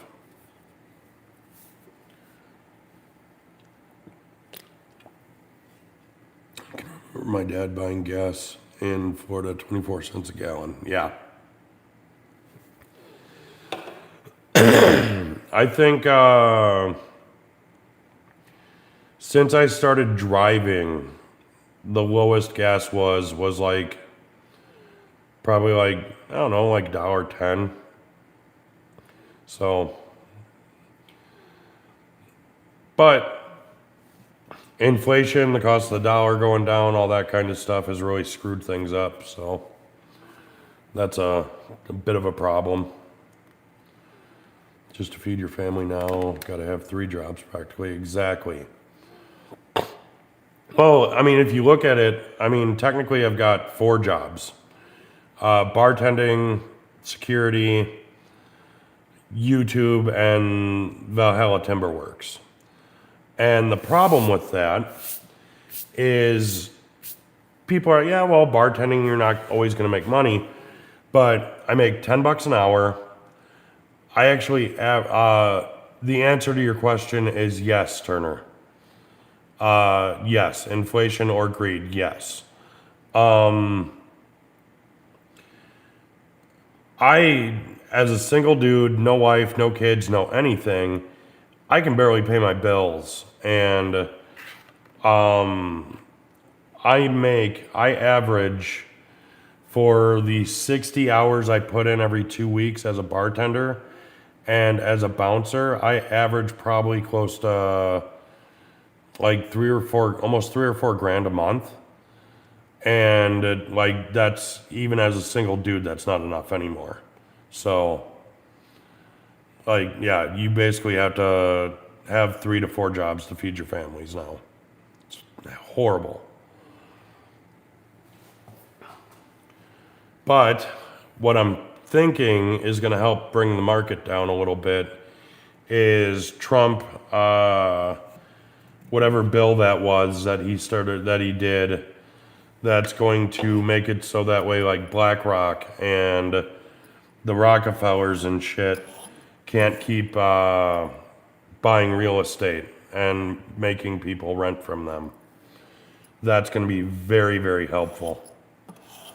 I just wanted to go back to $50,000 houses. Buy a brand new house, 50 grand, out the door, and never have to worry about anything ever again. That sounds like it'd be fantastic.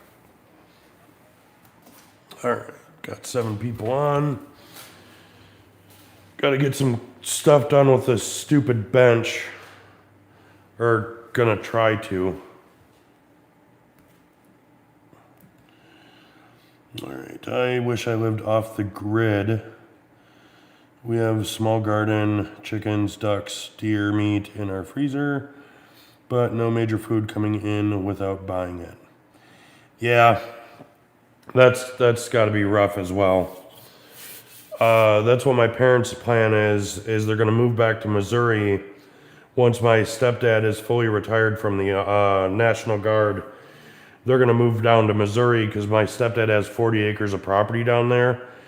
And they want to do the self-reliant homestead stuff as well. All right. So...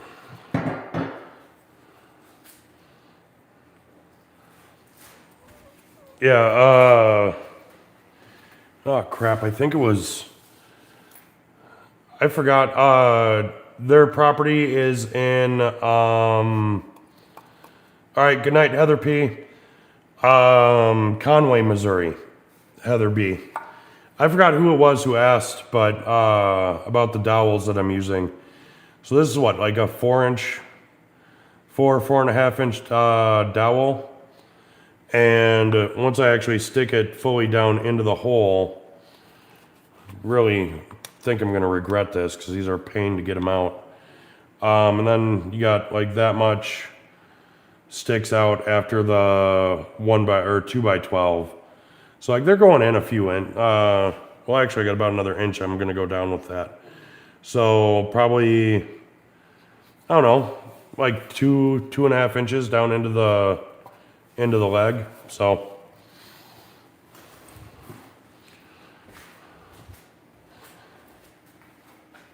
I really should have put some glue in there before jamming that down in. There we go. Yeah. I wish I could get you guys closer to me, but I don't have a like actual decent stand for my iPad.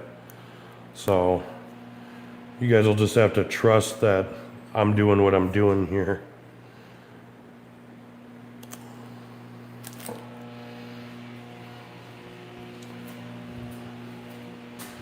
Need my pliers or my screwdriver.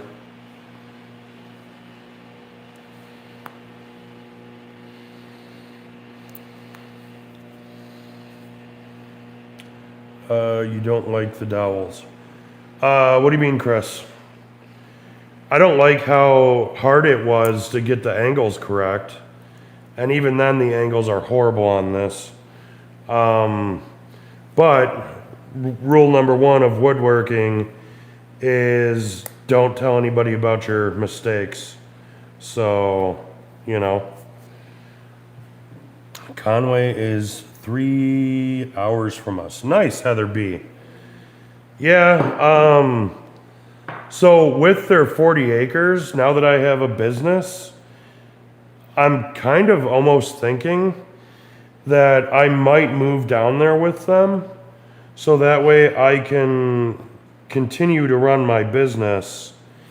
And they said I'd get like 5 acres of property that I could do whatever the heck I want with it. And that would include like putting a house on the property, and on top of putting a house on the property, I could put a like super nice shop on there too. So like I might be down there with them if I don't end up back in Florida before they move down to Missouri. So heck, we could be almost neighbors. Where at are you, Heather B?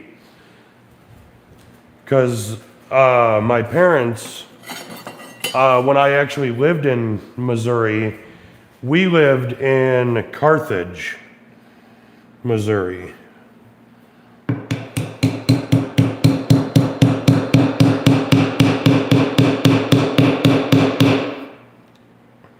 Fort Scott, Kansas. Okay. Would self-centering bit help keep the holes lined up? I don't think so, Chris, because the way the dowels are, so you're saying there's a chance you got a wood stash. I probably do, to be honest, because there is a lot of woods in that area.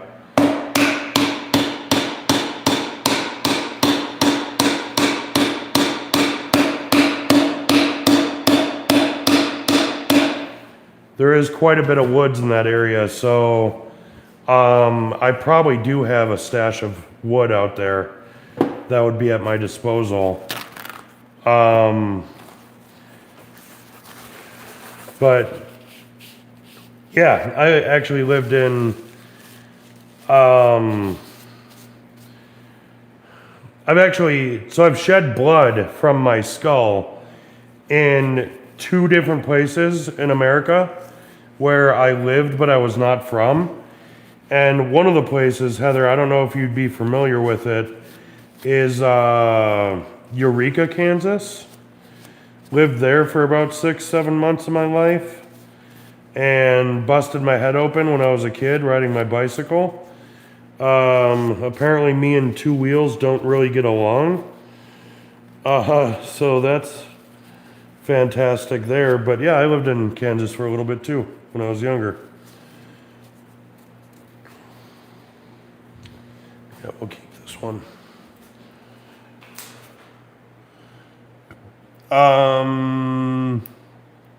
I was in Ocala, Florida, when I lived in Florida.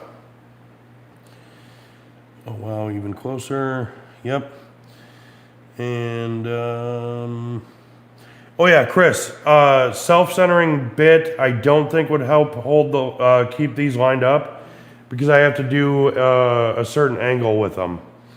I've got to be able to hit the 15-degree angle, and I got to have the board, the top lined up with the legs, and I don't know how to secure the legs to the top to be able to do the dowels and drill in the dowels afterwards. So, damn, I was waiting for you to miss me and it never happened. What?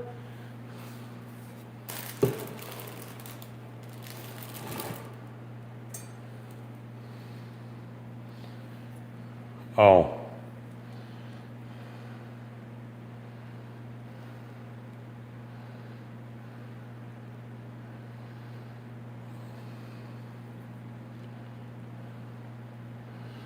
Sorry, got a text message from a friend of mine, and it wasn't the person I was hoping for.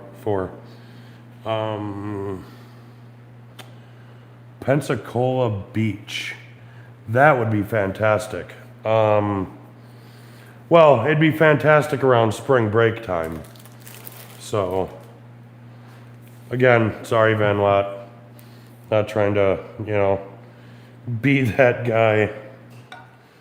All right, so go down about that far.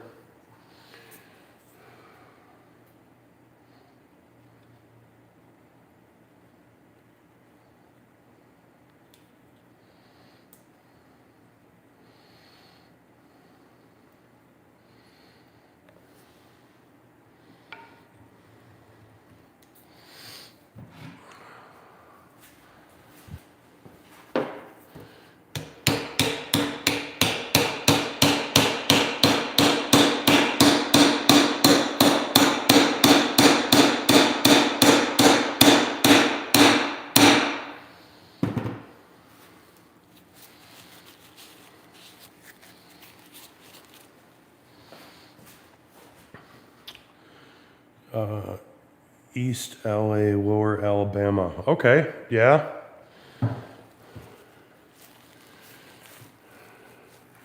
So wait, are you Alabama or are you Florida? And who's your go-to college team? It's not like it used to be on MTV. Yeah, I bet. I bet it's probably way worse than it used to be. It used to look like fun.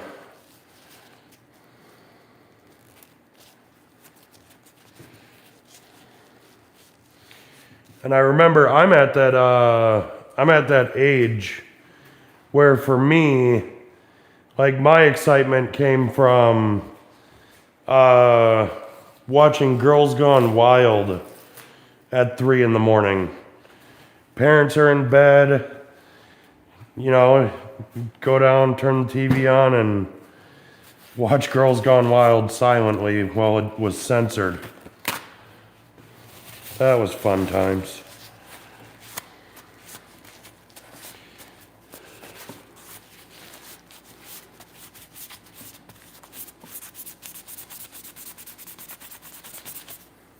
Keep talking like this, Van Lott's gonna specifically invite me to one of his lives. Kentucky Wildcats. How'd you come up with Kentucky Wildcats being a borderline Alabama, Florida person?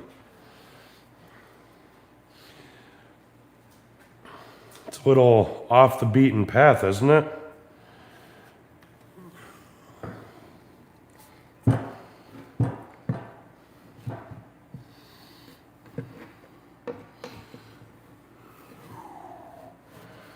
Wow, that actually went in way smoother than I thought it was going to. It's mostly sturdy. I say mostly because it's like sitting on the bench that's crooked as crap. From Cincinnati. Oh, okay. All right. Fair enough.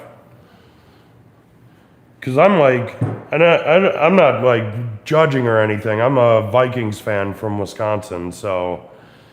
and my college team, if I had to choose, I don't know why, but I love losers. I'm a Vikings fan. I'm a Minnesota Wild fan. And as far as like hockey or as far as college sports go, I only really watch football, but it'd be probably Gators football. And they suck too. So I'm like a big fan of losers. You know what I mean?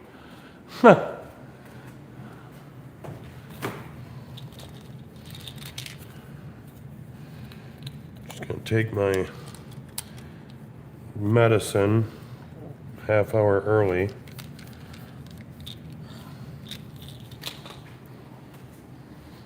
So I don't forget when the alarm goes off.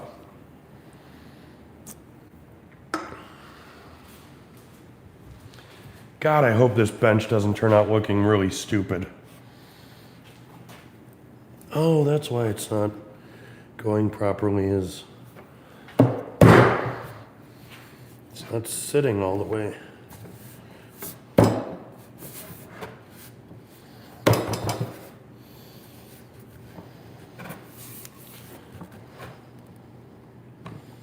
Yeah, we'll make that work.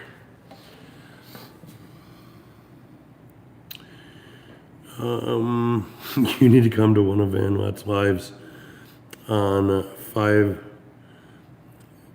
5S on Sundays. Okay. Bengals, Colts, Reds, Kentucky basketball. Nice. Speaking of the Bengals, what do you think of you guys possibly losing Joe Burrow?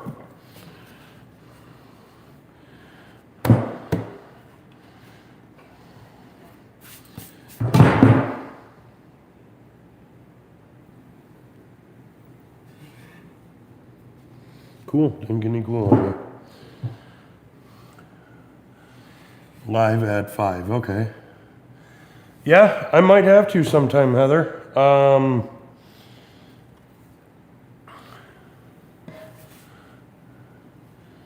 That's right, Heather B. I think everyone would enjoy our live at 5 on Sundays. Lots of laughs. Cool.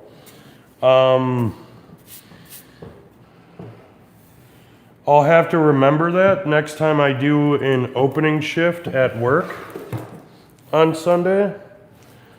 So that way I can make sure I'm out of the building and can join without interruption.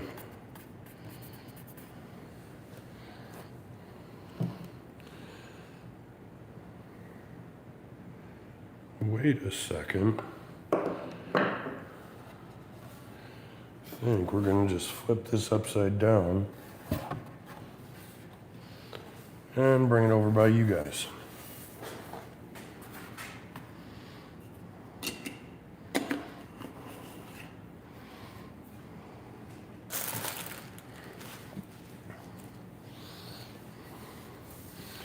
I swear I'm gonna be so pissed off if this actually works, what I'm about to do.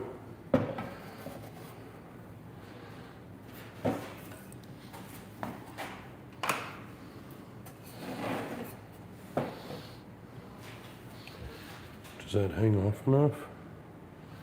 Not yet. Now it does.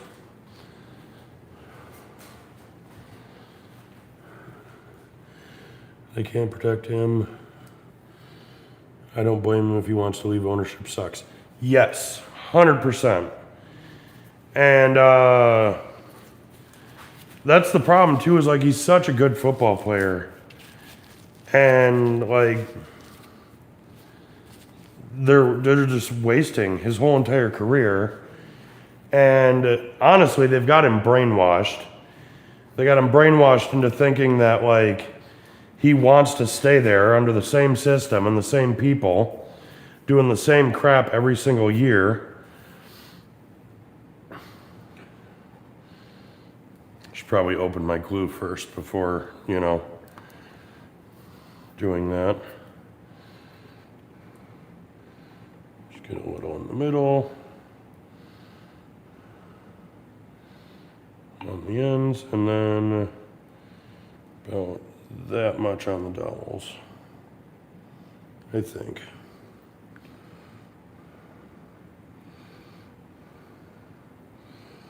So who wants to come test out this bench when I get it done? So I don't, hurt myself when I fall onto the floor and it collapses on me.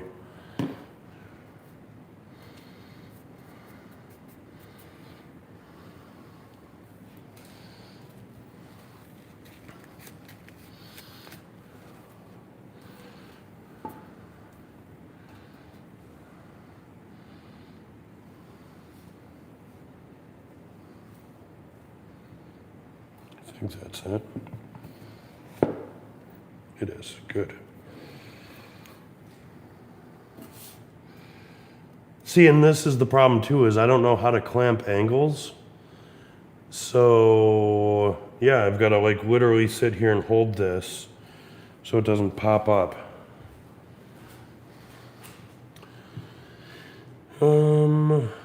Van, do you have to work tomorrow? Yes, about 64 meters to finish up. Make sure you wear that mask, Van. I'm going to try, Heather. He's a rare special talent, but the people running things are clueless. 100% Chris. What do you do for actual work, Van Lot? Other than the YouTube stuff?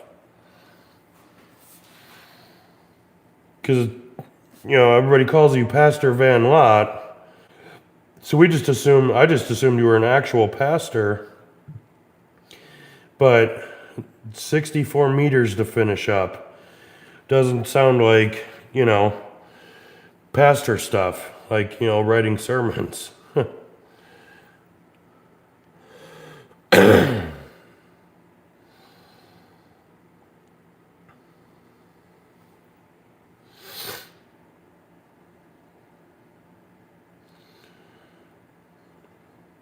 Van Lot, you know quite about I do farm equipment repairs, but I'm a full-time pastor. Oh, okay, so you are a full-time pastor. What kind of repairs, like welding or like mechanical repairs?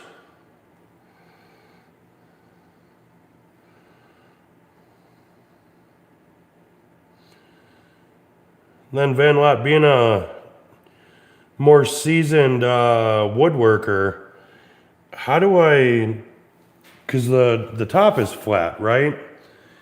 But there's an angle here, a 15-degree angle. How do I get that so that way I can actually clamp this down without stuff just sliding out of place? Full-time troublemaker. Yeah. Well, aren't we all full-time troublemakers, to be honest? Yeah, because I really don't want to sit here and hold this the way that I have it all night long.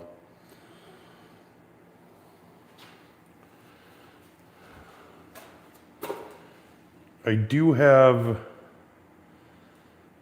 somewhere here one of my 15-degree offcuts to like match the angle. Straps and clamps. Okay. All right, Turner. Welding, mechanical, electrical on combines and planters. Nice. So you do it all, basically.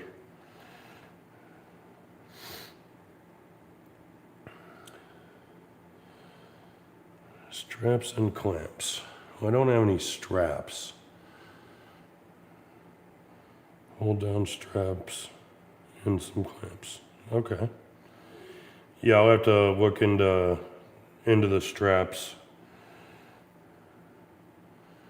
Just a mechanic and carpenter. Nice. Sounds about right. That's somewhat close to where I am in life, or was. With being a mechanic for a little while, now doing this.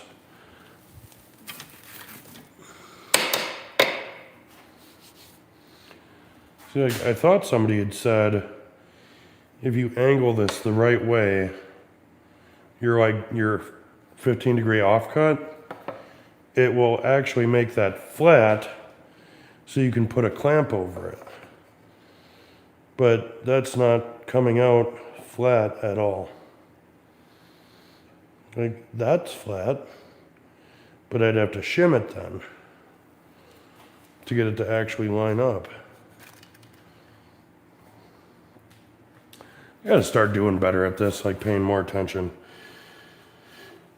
Here's what you need to use to take off. Got duct tape and some blocks. Yes. Well, I don't have duct tape, but I do have painter's tape and CA glue. Oh, hey, Galen. New person in the chat tonight. Hello, welcome. CA glue for temporary clamp while glue dries. Yes. I forgot to put that part on there, the CA glue. That is what you need to use to take off the cut and position it to square up on both ends. Put it on the other side of the bench. Flip it over and weight to it. Yes, the weight part. Doing great. Take some E-plywood, set up. Use blocks, clamp it to the plywood. or put weight on it. So I don't think, to keep it at the angle that I need, I don't think I have enough weight that I could put on it.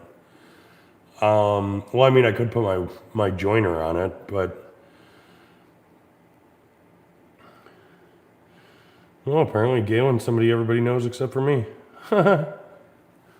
Oops.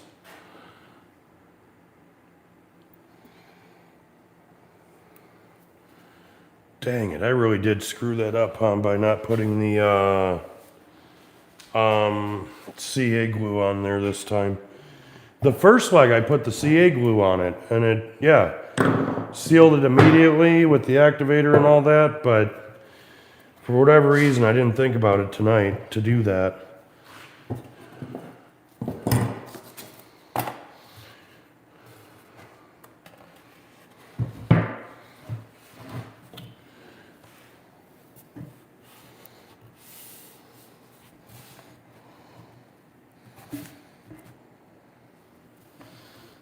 Oh, whatever, this one's a prototype anyways, so I'm just doing it to kind of figure out my mistakes and work on them from there.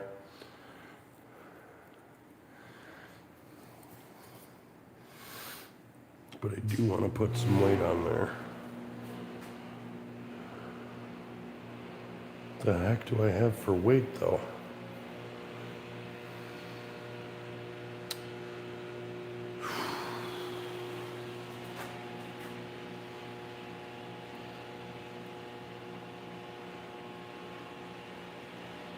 Yeah, I literally have nothing in the shop that would be heavy enough to keep that held into that place.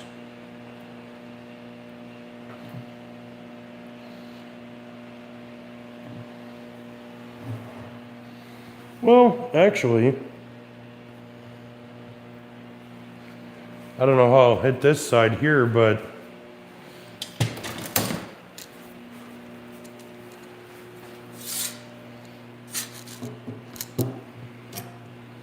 nope.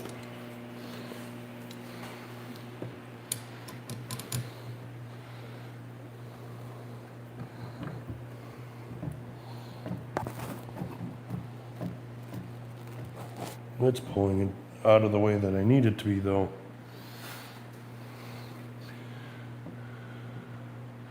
See, Chris, if I can do this, you can. Probably do it way better, too. I need it right there.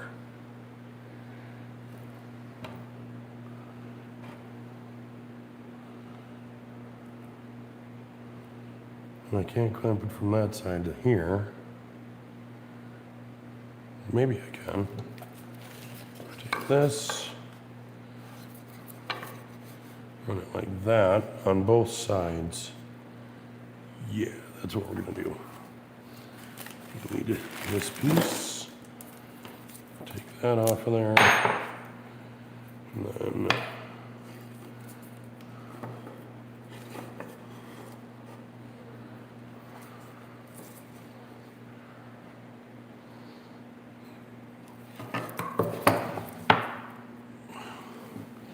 I think I figured it out, guys.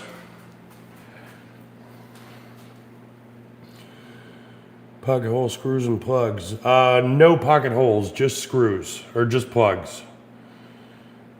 Sit on it. It is not ready for that kind of weight, Heather. I promise that. Planer, can't put the planer on top because the planer is actually bolted down to the table. Scrap block, secure the legs in position on the board and then clamp. So Turner, that is literally what I just thought about. So I was on my way over here to grab my double-sided tape so I could tape that down. So we'll still count that as your tip because I didn't read that till after I thought about what I was about to do. So yeah, thank you for that. At least I got some verification that it would actually work. Two-sided tape. I think we're gonna grab 2 clean offcuts instead of them pieces of crap I was using.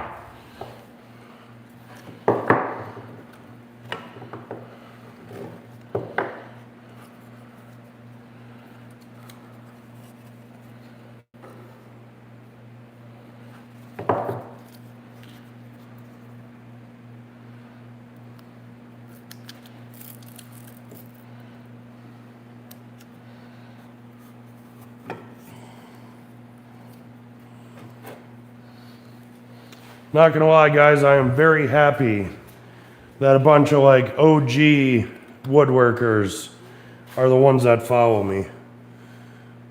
Hey, good night, Van Watt. Have a good day tomorrow. And good night, Heather.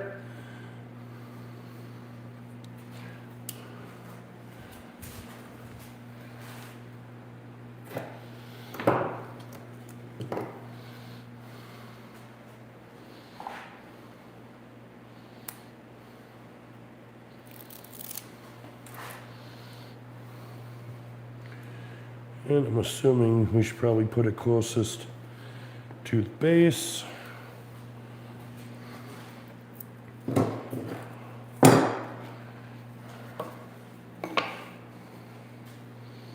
Perfect.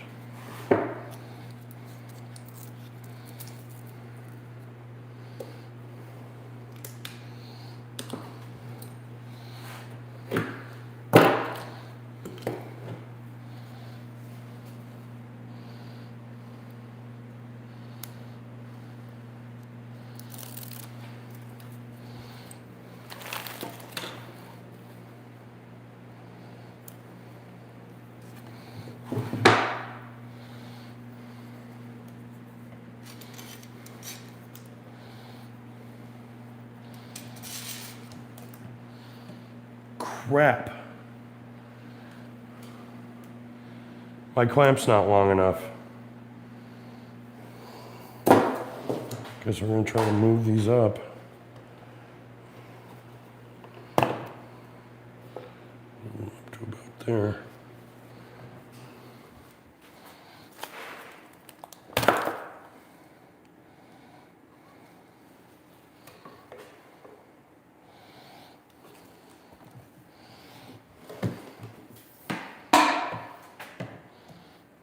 Much better.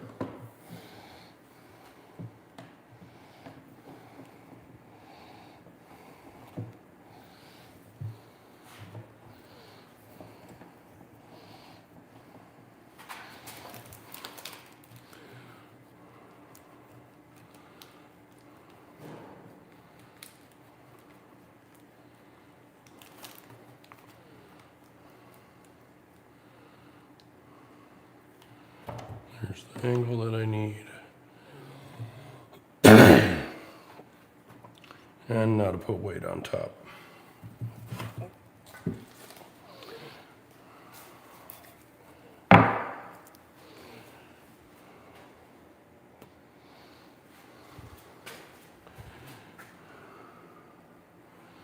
All right. So I guess I'm just gonna start taking all my offcuts and setting them on top of there. Hopefully that'll be enough weight to get it down at least a little bit.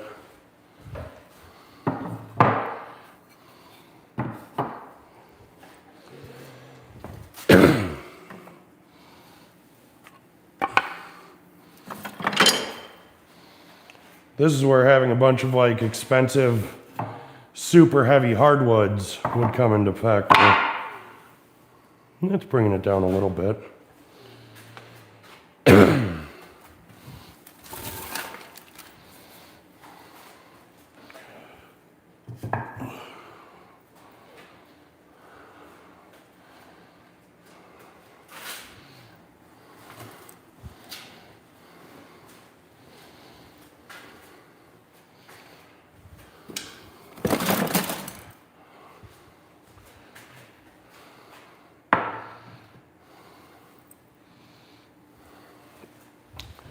Not bringing it down enough though.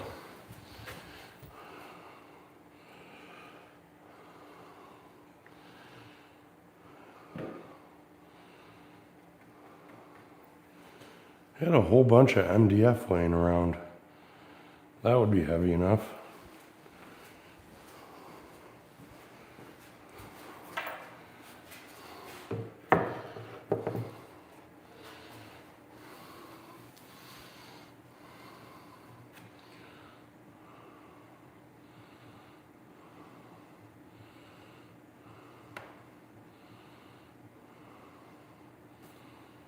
There we go. Now it's starting to come together.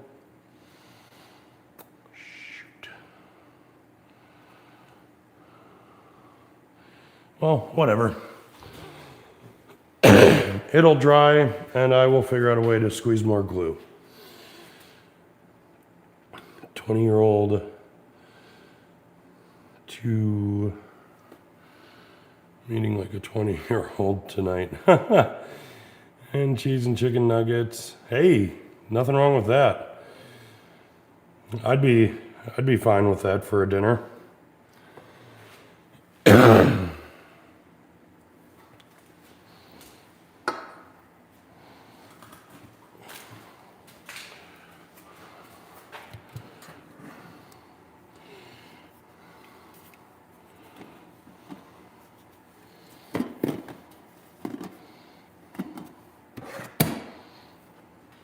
The problem is, like, it's super important that this leg comes together because I already screwed up with the shelf, so the shelf doesn't fit where it's supposed to.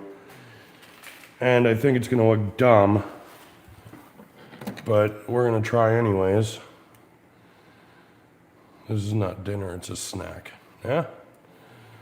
That'd be dinner for me.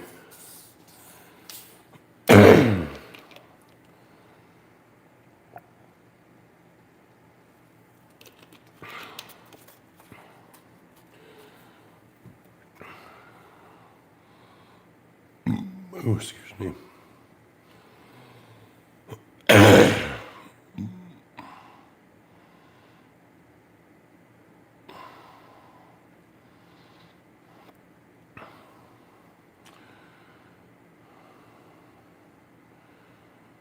Restart my 12-hour timer.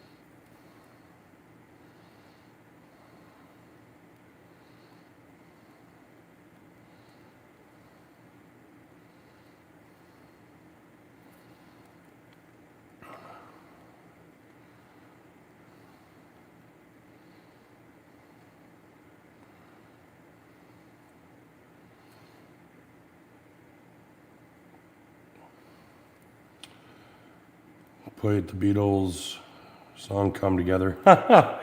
Right? That would be fantastic, especially if that would actually work for me.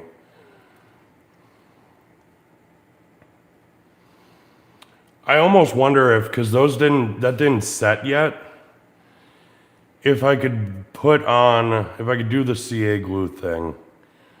Like if it would be too late to do that. I don't think it would be though.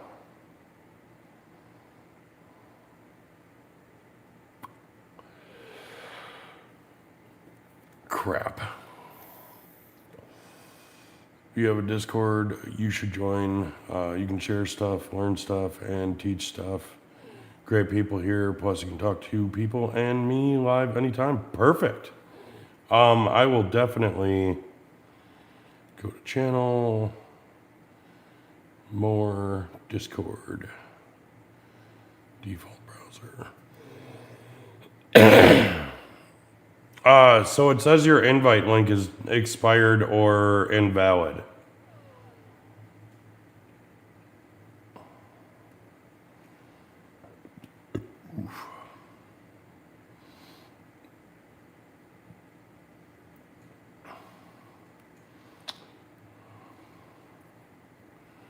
Oh, it says you're in Canada. Links are in my videos for my Discord on the newest short I posted. Perfect. I will definitely look into that as soon as I get off of here.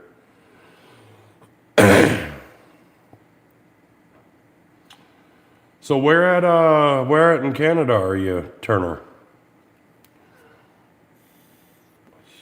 Bet the weather is fantastic up there right now, huh? Probably about as good as it is here. You can share all your projects. Nice, that's cool. Yeah,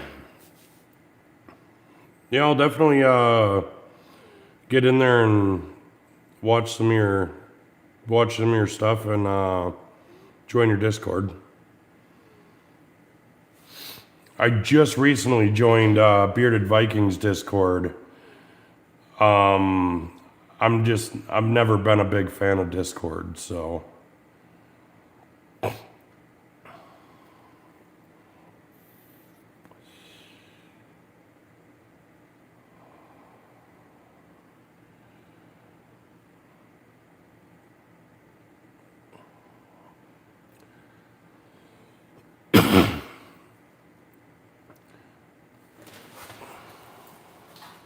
Yeah, that's a hell of a gap.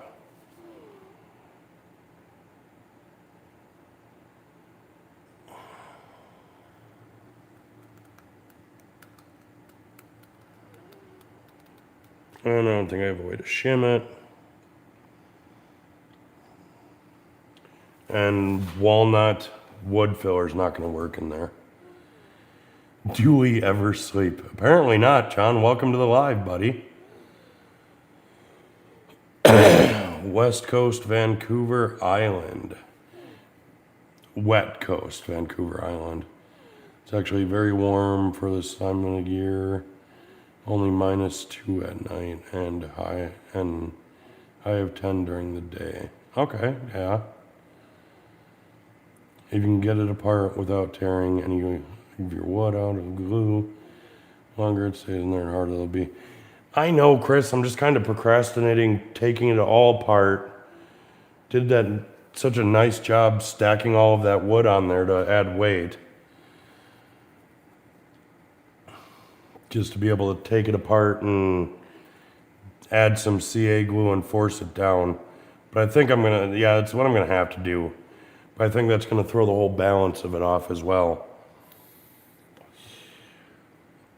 John, you missed you being a woodworker and a kitchen guy. You missed my cutting board earlier. Put the second coat of this on there tonight.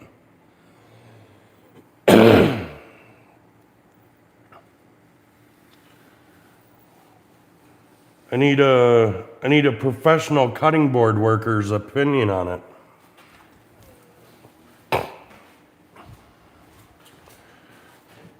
All right.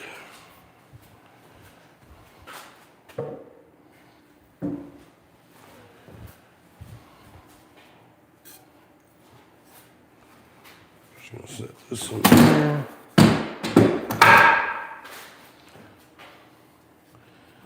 I don't know what I should do for my next video, though.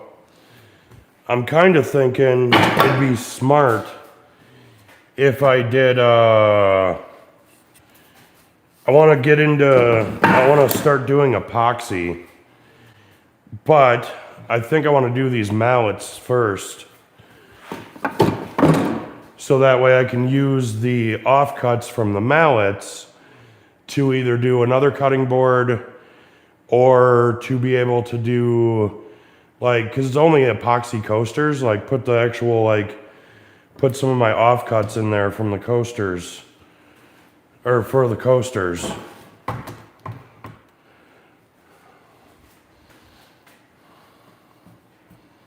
right, no, gotta bring it back over here and flip it back over.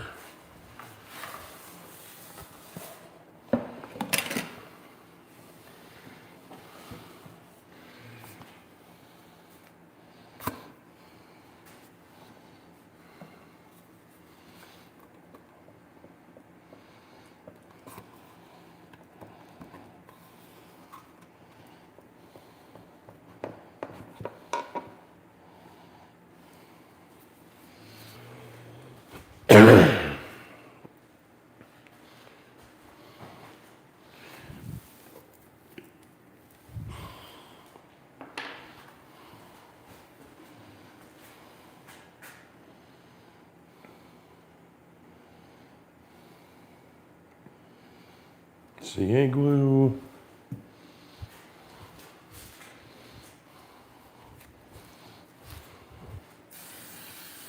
Activator.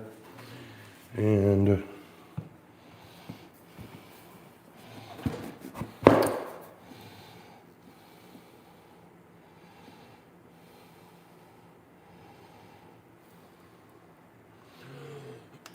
you know, Chris, this part is your freaking idea. So if this works, I owe you a big fat kiss next time I see you.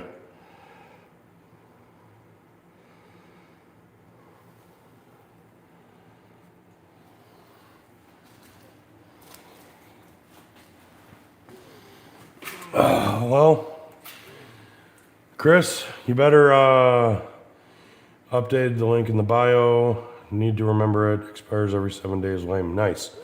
Awesome. I will definitely check it out.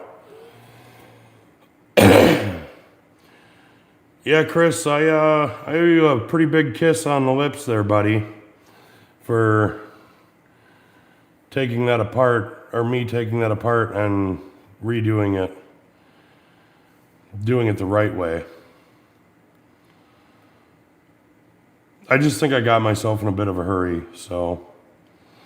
Look at that, up to 69 subscribers. Nice. It's a very fantastic number.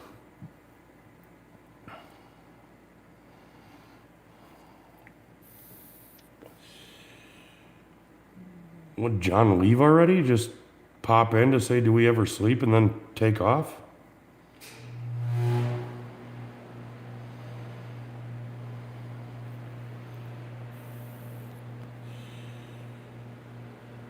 God, I don't want to head home.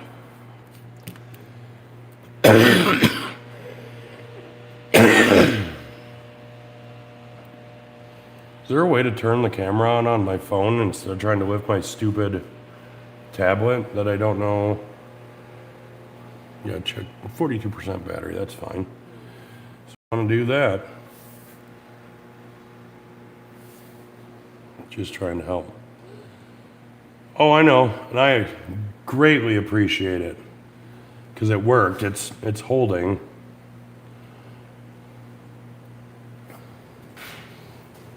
And holding right where I needed it to as well, so worked out fantastically. And now gotta we'll probably wait till that dries a little bit better still.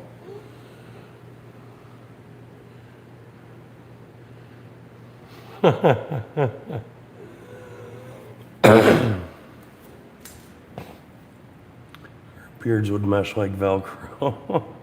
Don't sound enjoyable. Yeah, kissing dudes in general doesn't sound enjoyable to me, so.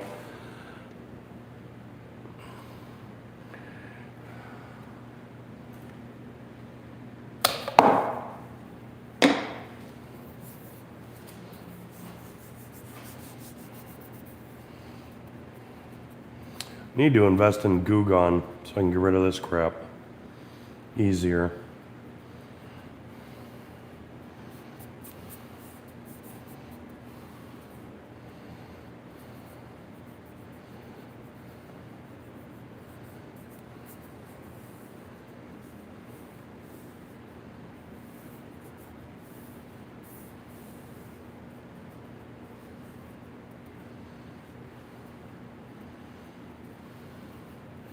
I still don't even know how I'm going to finish this.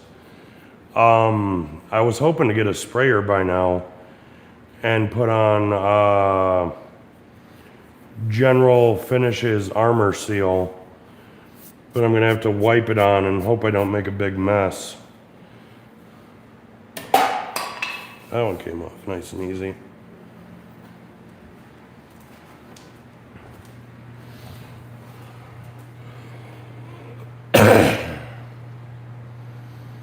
Make a video of using clamp bolts and the wood tap set, old school tool. That would be cool. I would definitely watch a video like that. Yes, I have a compressor. It's a little shitty 6-gallon one, but I would just get an electric finish and stain sprayer, and do it that way. Is what I'm thinking would probably be best.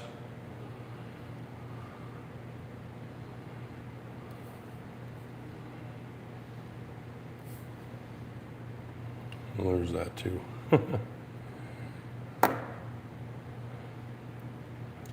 Yeah, because like Harbor Freight has, what is it, like Amari or something like that, is their regular paint sprayers.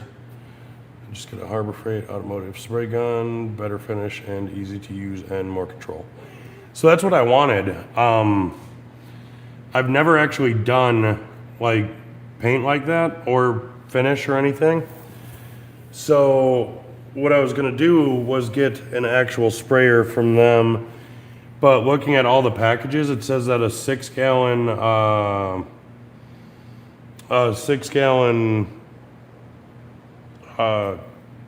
air thing, compressor, won't work for it.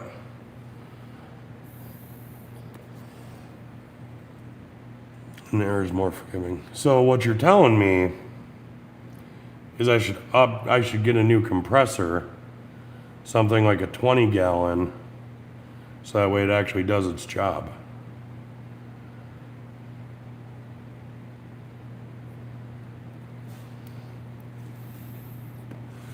Because right now they've got a McGraw 21-gallon at Harbor Freight for $269.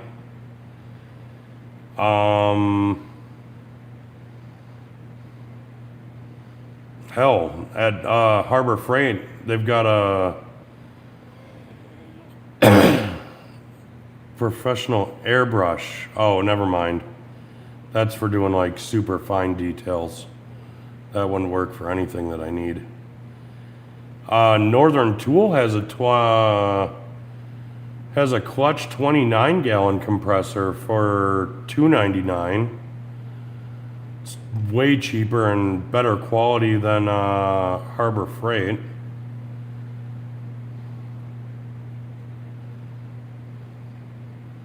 Husky 20-gallon for $289.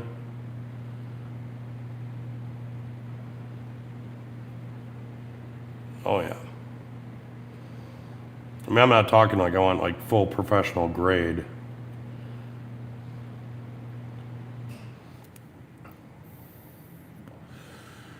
Marketplace, find used speed air pig. Best compressor made. MGO continuous 2D. You can get them under used $100. Holy shit.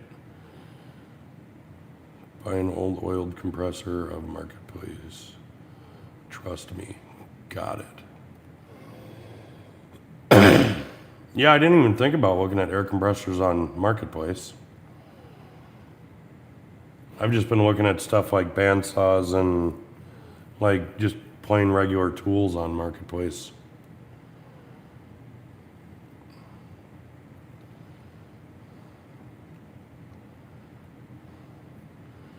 Been seeing a lot of what the heck am I thinking? Obviously you guys don't know what I'm thinking because you're not in my head. But I've been seeing a lot of dust collection. Better investment is 80s to 90s compressor. They last forever. Yeah.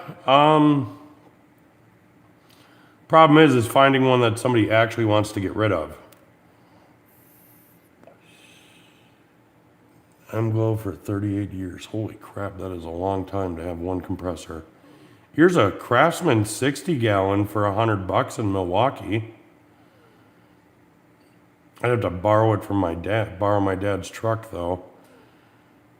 Here's another 60-gallon for $400 in Dousman, which is way closer.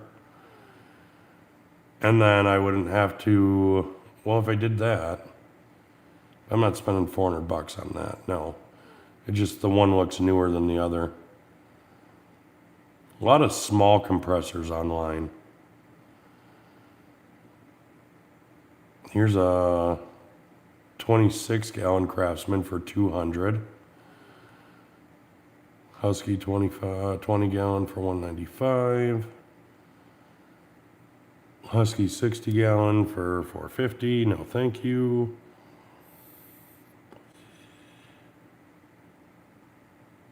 $225 for a Craftsman 60 gallon. I call it my pew pew compressor. Yeah. You laugh at my compressor. Why? What do you have, John? Can't be any worse than my rigid 6-gallon. It runs 8 coil framing nailers all day long, no issues. That's why I love it. Nice. Craftsman will be great. Do I actually need a 60-gallon compressor, though, to do just little finish work? I'm not trying to finish 6 projects all at once, though. That's the thing. Air sprayers, low PSI. Try to get a LVLP spray gun or Strat. Very easy to use. I'll have to screenshot that quick so I remember. Yeah, this, I don't know, that first one, the Craftsman for $100, there's gotta be something major wrong with it. Currently is not running, but I do believe we have the parts to fix it. Asking $100 or best offer, motivated seller. So yeah, definitely too good to be true.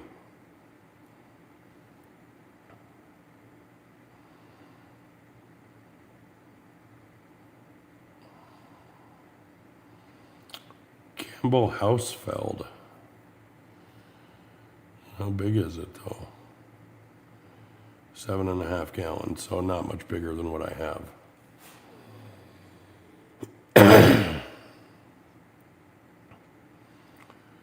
This 26-gallon in Broadhead sounds decent. 2 horsepower, 26-gallon Craftsman.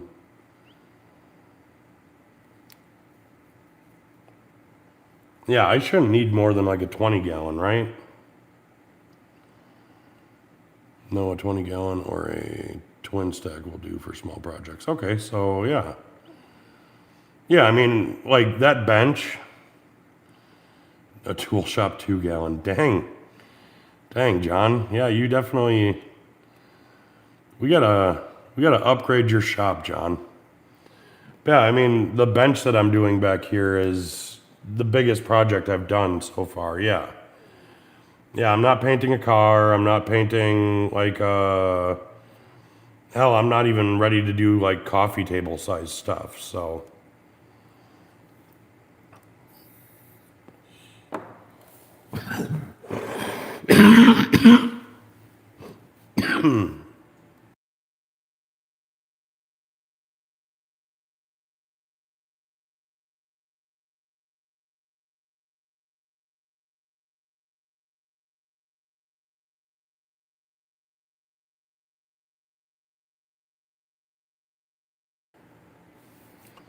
that's a little bit better.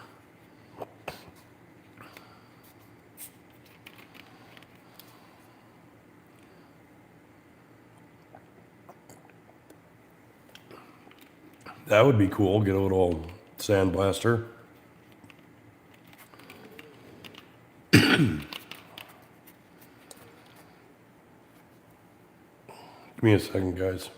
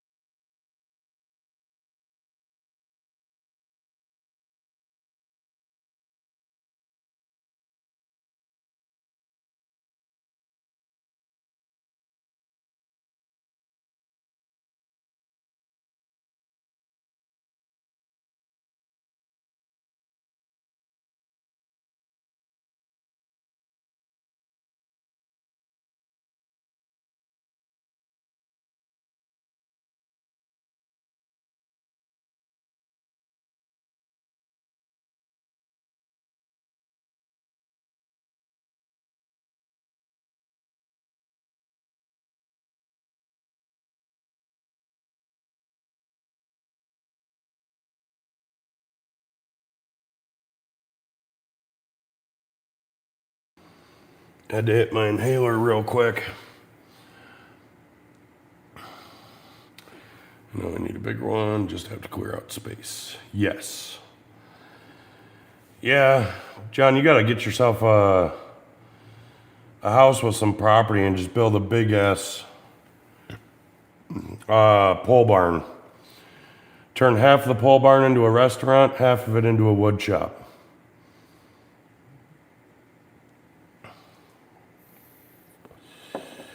And there you go. You could use your walnut or apple wood cutoffs as fire for your ribs, for a smoker or whatever. All right, that's pretty sturdy. So, gonna grab if I can find my super small chisel, get that cleaned up a little bit.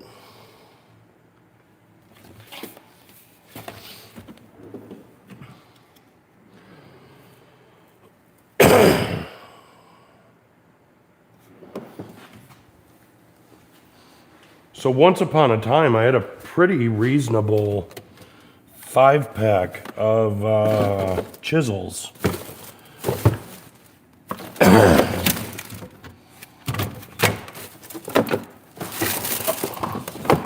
From the Harbor Freight.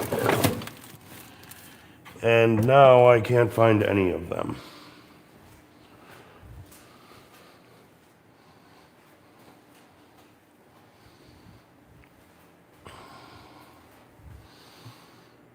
I had one over here the other night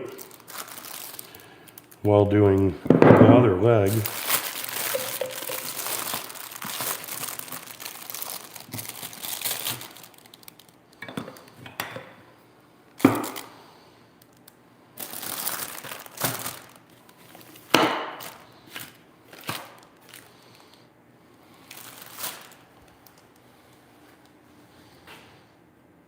What the heck? Oh, yeah. Put one over by my planer so I could use it to scrape glue up.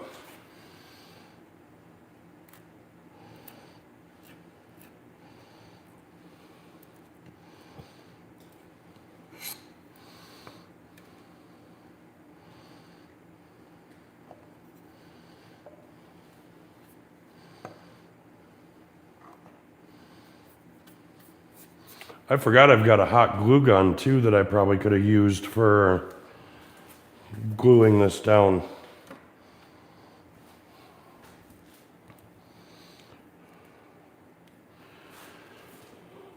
A battery-powered Brad nailer away from not really needing air except blow dust everywhere, not much more use. So my thoughts on from what I've seen watching obvious channels is I don't want an air nailer or an electric nailer. It seems like it's not as fast as an air powered.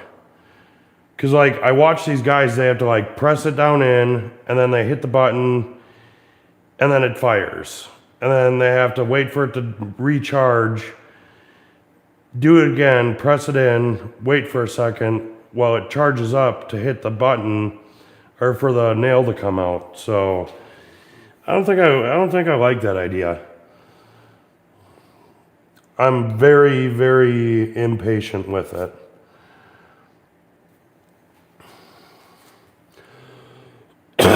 Working on it, like some space in the country, so I can just let my kids run. That would be awesome, John.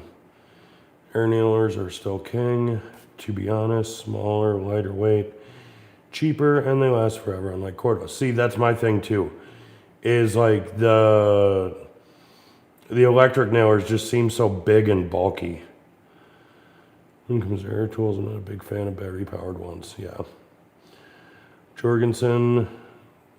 Chisels, I get them free. How do you manage that, getting those for free? Kind of figured it'd be easier than dragging hose around and getting shit scared out of me for figuring it's on. I mean, that part does suck, Chris. But what you could do is you could always run the compressor in a different room and then just run a hose out into your shop, like a retractable hose or whatever.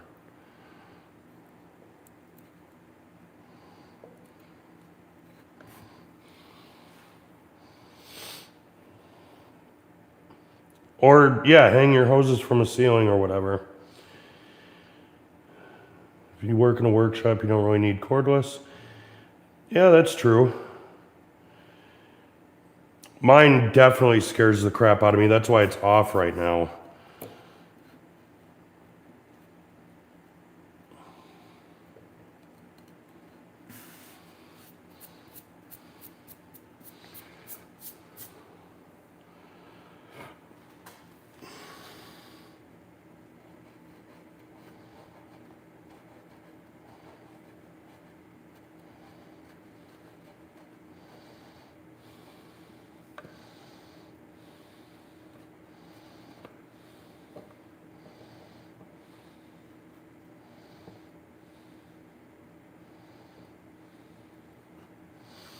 I mean, I will say though, in my shop here, it is very nice to have cordless. Two of my, so the room I'm in right now and this back room over here, they have 220 and 120 out or 110 outlets, but it's split in half. Like they've got the 220 over there, the one over here. So like it'd be nice to have cordless if I'm working on something over there. So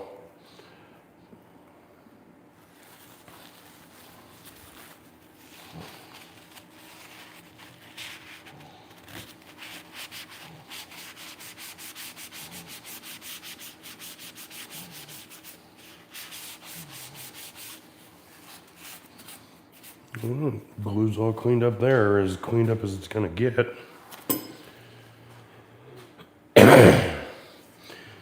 Ever been to a car wash? See how use the pipe? Oh yeah, yeah.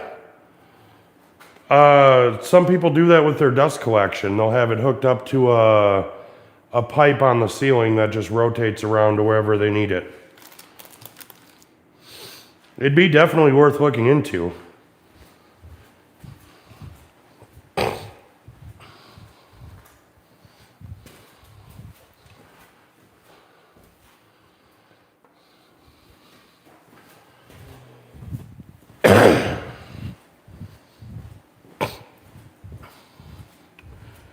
Yeah, John, second coat ought to be sealed enough. Yeah, first ever attempt at a cutting board. Got the nice little chamfer on the bottom. I was using my torch to dry it off after water popping, so that's why there's a couple of dark spots.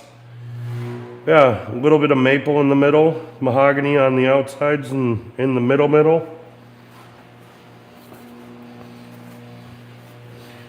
But I put my second coat of that board butter on, or board conditioner.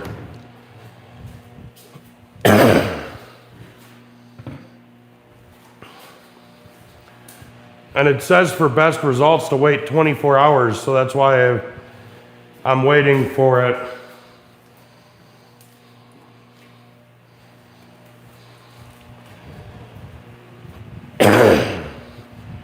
And then the other harsh lesson about this bench is I didn't do it the right way.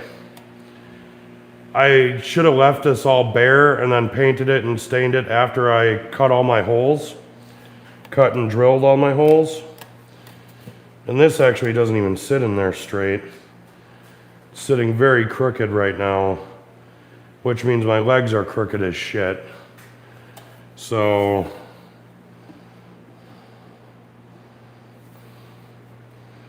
you might have to just get it close and then clamp it together.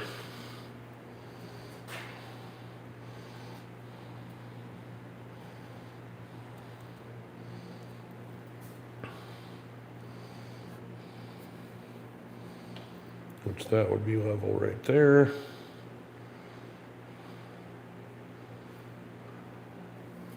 I put my phone, over here.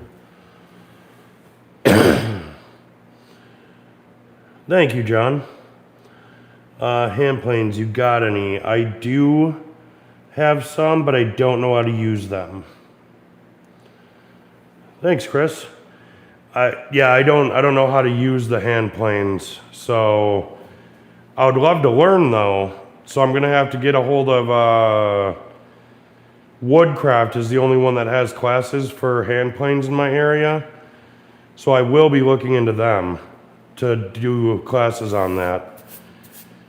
And now, to be honest, what I'm thinking about doing is very, very much cheating with this bench.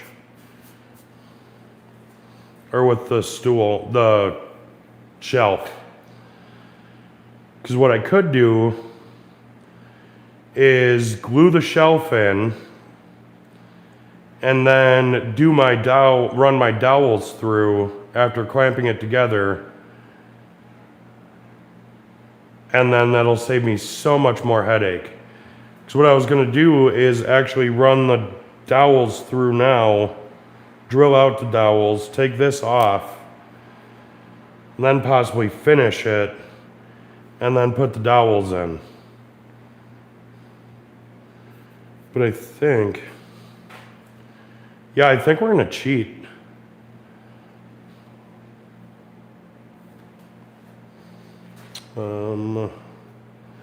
I don't have any. No class leader. He will learn you for free.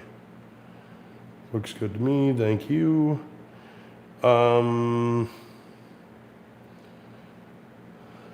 don't know. I tried doing, when I first got my hand planes, I was like, well, this can't be that freaking hard, right? So I started messing with them, and then I gave up after like 5 minutes. Because I was like, I don't know what way I'm supposed to be going or anything like that, so.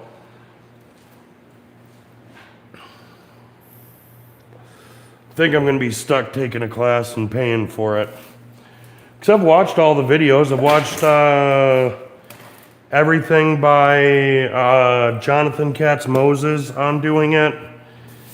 I've watched like all the old school woodworkers, like watched their videos on doing them.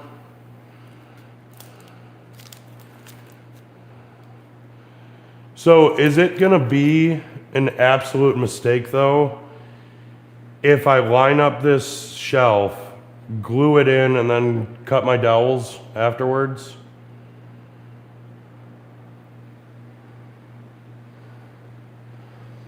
And I don't even know if I'm going to be able to cheat with this. I suppose we could level one side like that. God, that is so far off though. Because that's level. There's no way I'm going to be able to bring those sides in.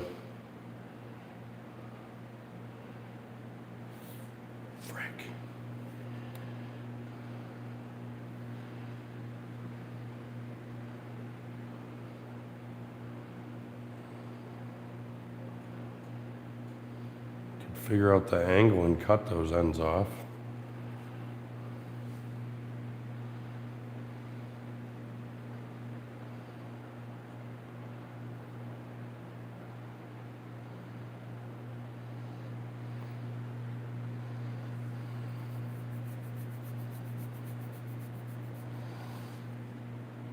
I really want this project to just be fucking done, so I can get started on a good one. But apparently I need to learn how to square shit up. And I don't know how this is off square. I measured everything like 60 times. What the hell? Yeah, I'm like a 1/4 inch off over here. Little under 1/4 inch off over here. Probably like a 64th there on the back side, and about a 64th on the back side on that one too. So I can line up one side perfect. And then the other side doesn't go down far enough. Let's see why. You need to make some block to hold it at height.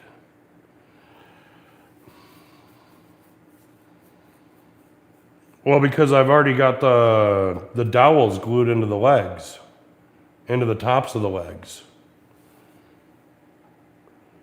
So I don't want to like bring it in and then have it break or whatever. I have to make one of those to come up with the ultimate way. Right. And see, that's the thing, like when you're doing like trial and error like this, it's so that way you can figure out the best possible way to do it. Which I'm thinking is if I were to take like a 2x8 or 2x10 or hell, even a 2x4, I could take my tapering jig and cut a 15-degree angle into it. And then I have something to glue here, and then I can just lean the legs up against it. You know what I mean? Like get that perfect 15-degree angle, put a block on each side at that 15 degrees, so that way there's something like tall enough that it can just sit against it while the glue dries.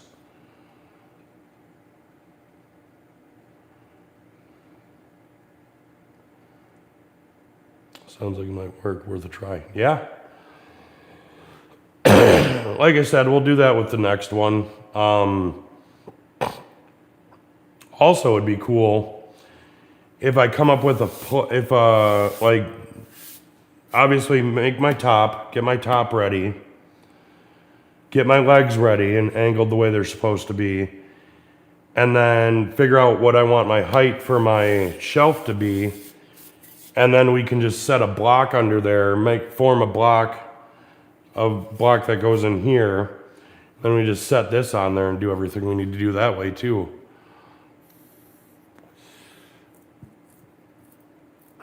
Because like I said, if I could get the price for these that I would like to get, I could easily start turning a huge profit off of that with having some kind of a jig to streamline it.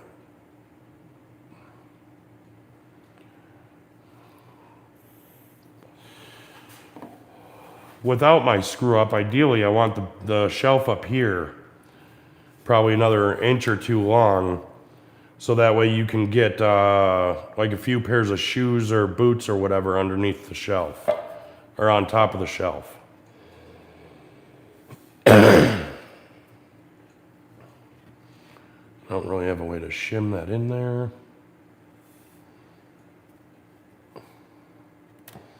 All right, so what I'm gonna do, we're going to cheat. I'm going to level this. I'm going to put wood block here, so I can clamp it. And we're just going to squeeze this together. And who cares if it's crooked? We'll figure it out from there.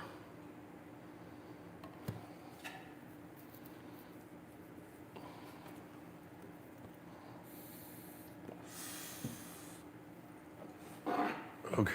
So put that thinking right there, because that puts it square with that board. Of course, the offcut that I used earlier flew way over here.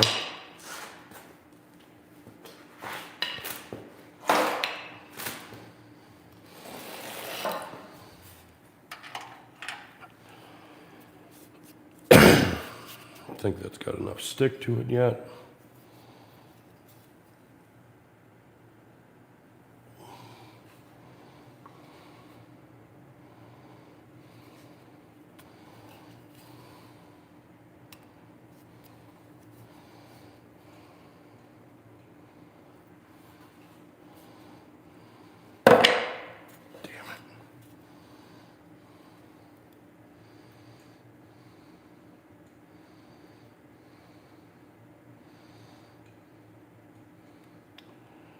Personally, I think it looks great there. We'll discuss that in a second, Chris. Hey, thanks Turner for stopping by. Have a good night. We'll see you later. Thank you for the tips and advice so far tonight. Very, very helpful. Rest on the clamp so you can line up the other side. That would be a good idea too. Well, what I could do, Chris, is if I were to put my block on both sides, then I can rest the clamp where it needs to be, line the bench up, and just start screwing or something. I think is what you're trying to get at anyways. I have no idea.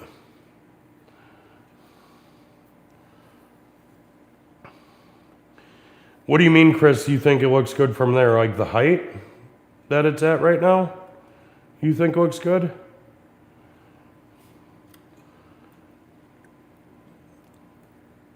Because this is supposed to be a hallway bench.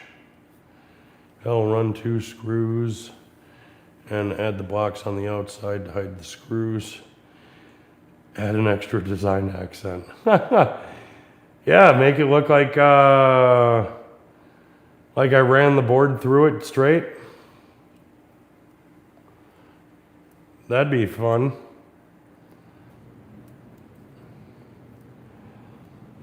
I mean, it is a hallway bench though, so it's made to have shoes either, well, I suppose if you put them on, if I leave it this high, it looks good, and then you can just put the shoes on the floor underneath it. Like you don't have to put the shoes on top of the wood. So, I mean, I suppose that could work.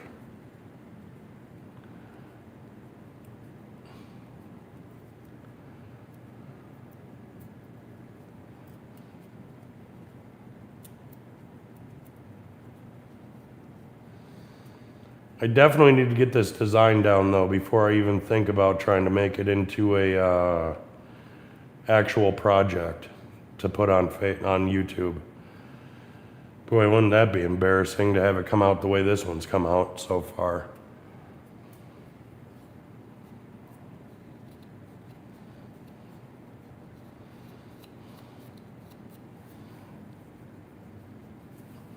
Still got to run wood filler in the top and hope the walnut wood filler doesn't like unmatch with what I have going on so far.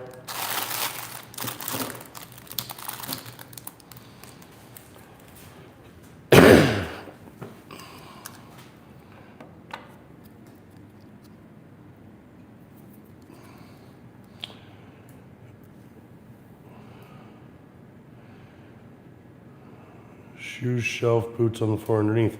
Yeah, that could work too. Like, you could put your sneakers up there, like your athletic shoes or whatever the hell you're wearing.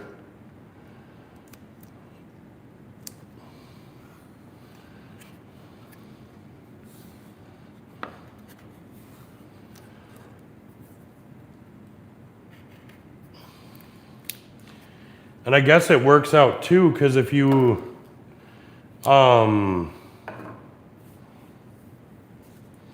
yeah, if you do it that way, shoes on the top, boots on the bottom, you're not going to damage the wood any by having dirty ass boots underneath.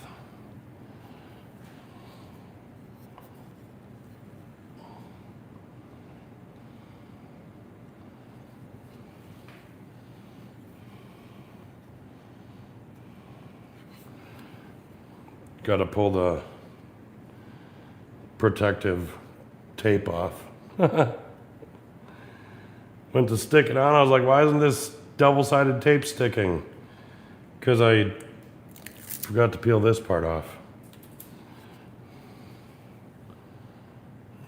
Get that to a nice comfortable spot like there. And then so Chris, what you're saying is basically glue one side in and then set the bracket up, or the clamp up, get the other side set and glued, and then clamp it, right?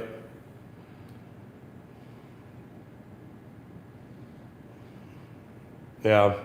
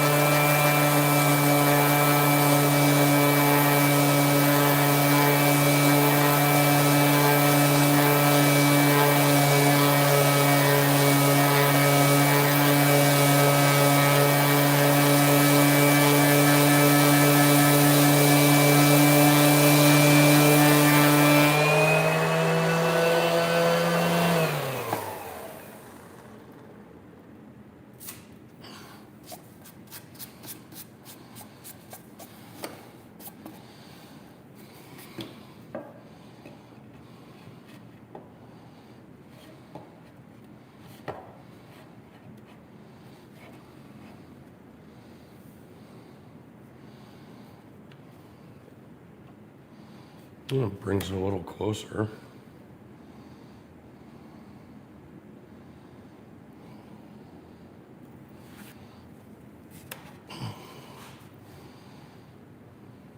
Night, John. Thanks for hanging out.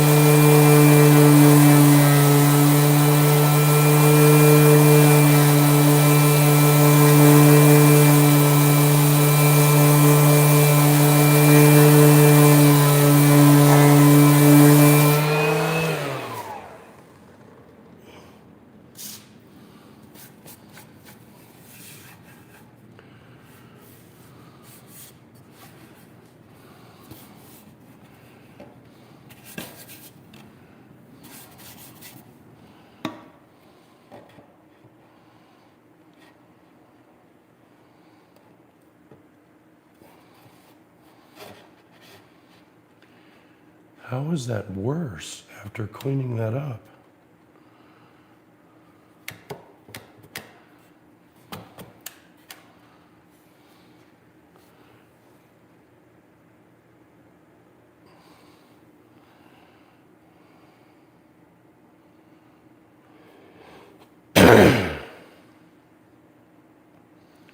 There it's flat, there it's not.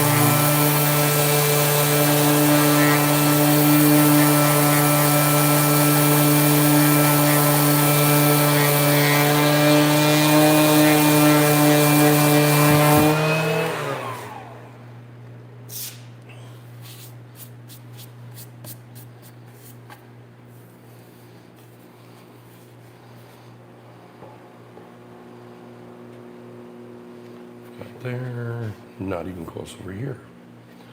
Go flat here.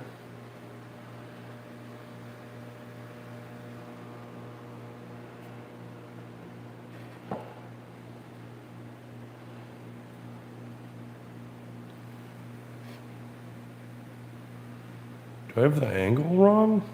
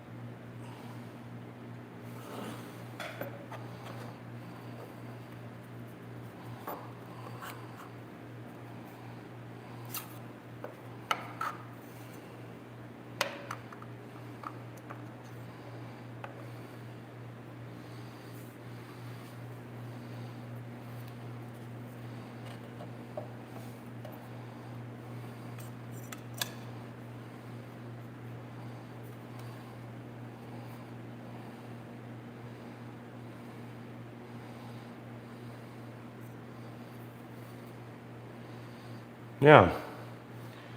My angles are 3 degrees off.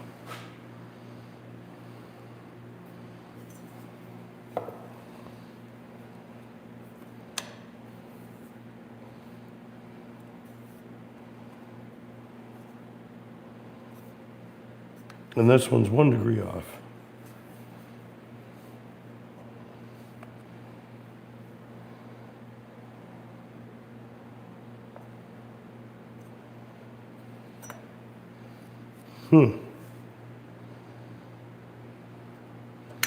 Well, that's fucked.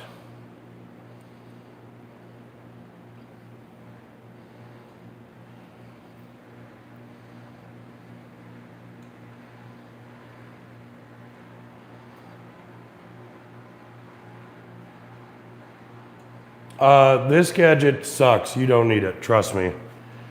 It's not helpful at all. It's supposed to be an angle finder, and I got it from from Lowe's, and it's supposed to be pretty freaking good. It's a Johnson brand, and it doesn't work like at all. Like, if I put it back down to 0, it sits at 0.05.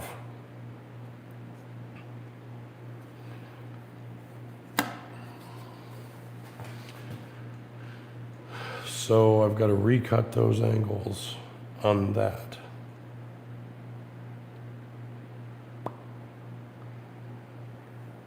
But I don't think I have enough 2x8 left.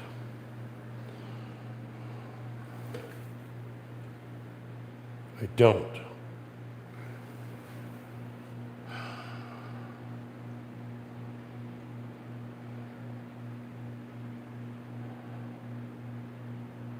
Mother fricker.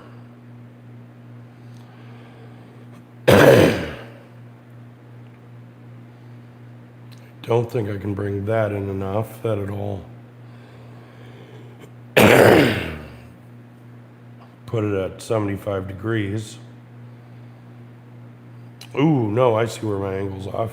Right here where this big fucking gap is. Same thing right there. So maybe. Where's my clamp?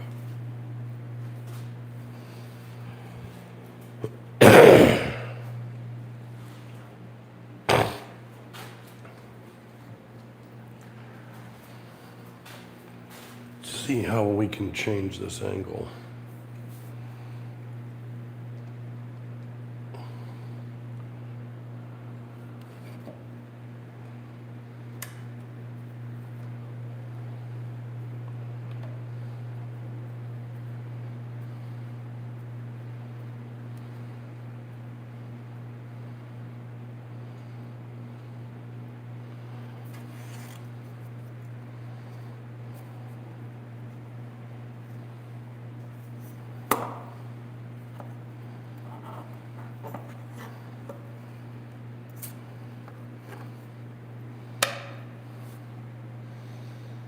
$103.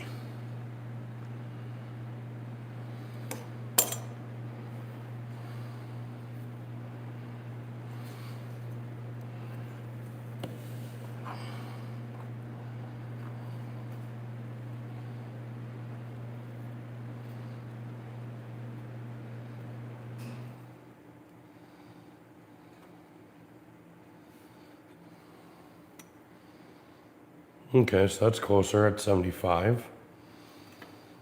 And then this one should be closer at 75 as well.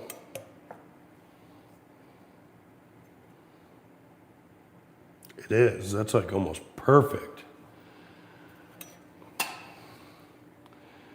Good news, Chris, since it's basically just me and you. Think I just fixed it. Fingers crossed.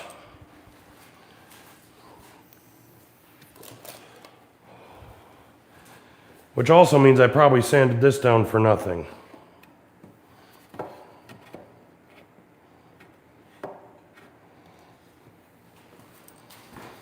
Line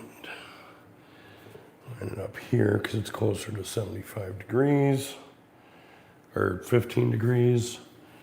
And then push there. Oof. Still quite a ways off. But a hell of a lot better looking than it was.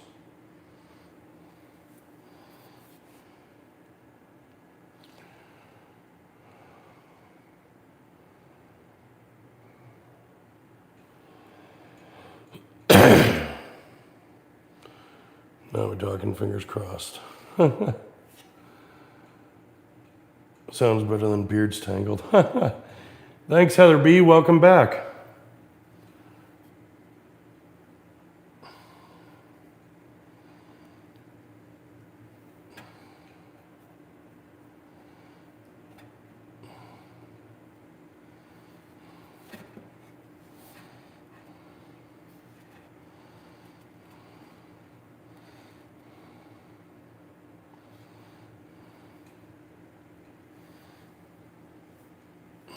Crap.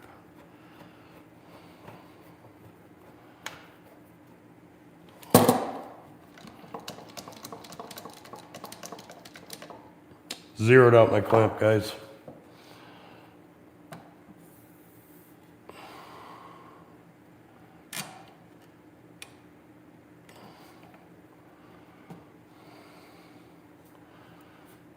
Is that really? Really? That's what we're gonna do.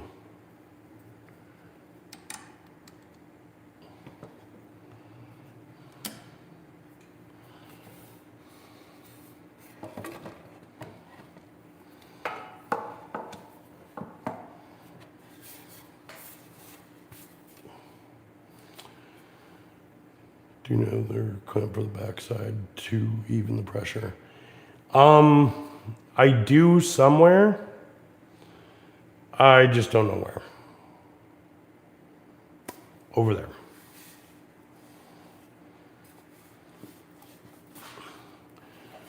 So we'll bring this back into 75 degrees.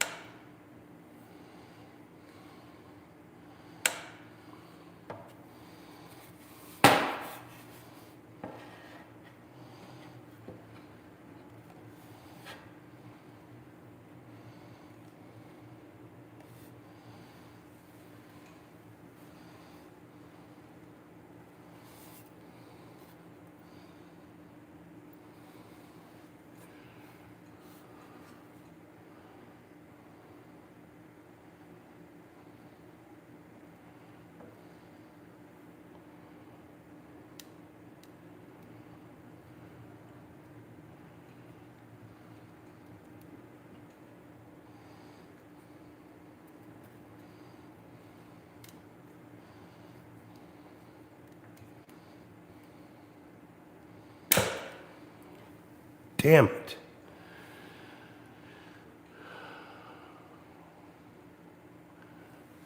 I think I got another idea. Just figured I'd stop by and see how it was looking before we were going back to sleep. Well, thanks for stopping back by, Heather. Good night.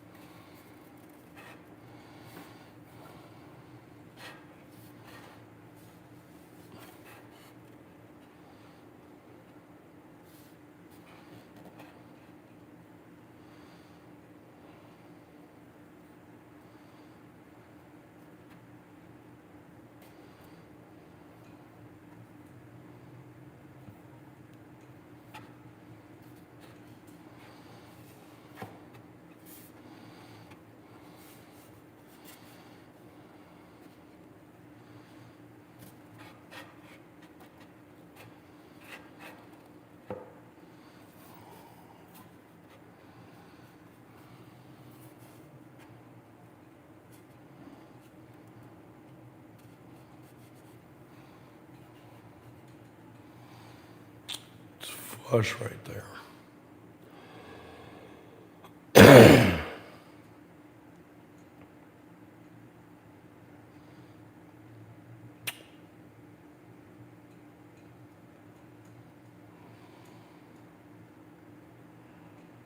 Kind of wish I had a spreader to put it in place.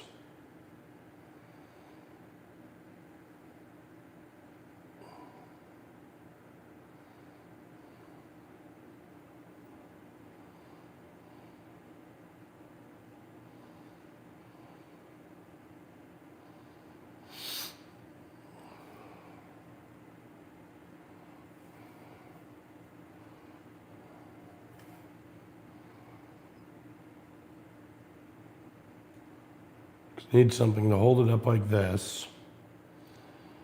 But I also need something to hold it down so that way it stays right where it is.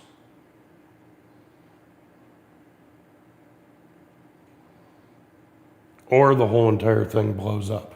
Literally blows up.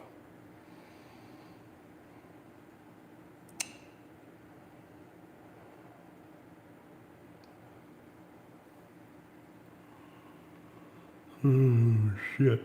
I'm getting tired.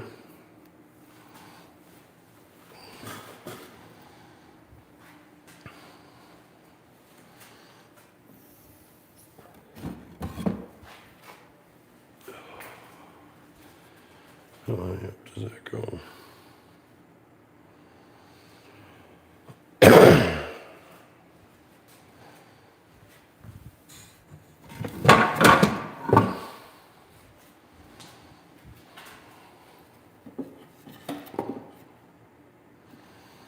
That works.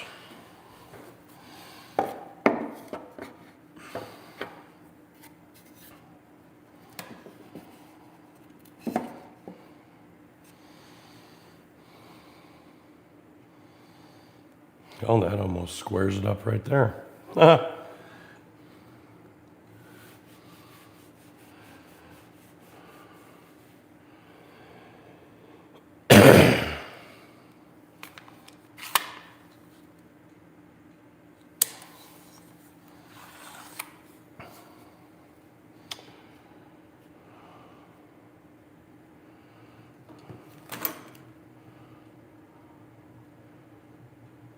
Oh, you had the same thing too?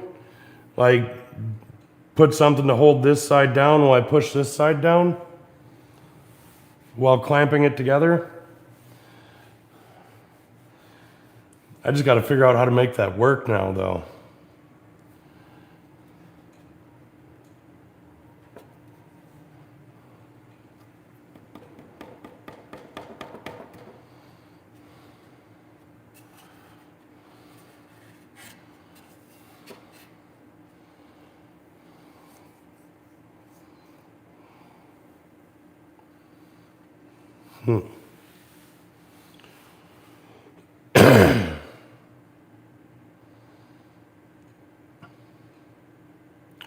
Could try laying it on its side again. Because all the work I need to do is over on here, this side here. Look at my post above. So I did, and it didn't make sense to do it that way. But now that I'm thinking about it, now it does. You meant to like clamp it down from here, not from here. So now I get it.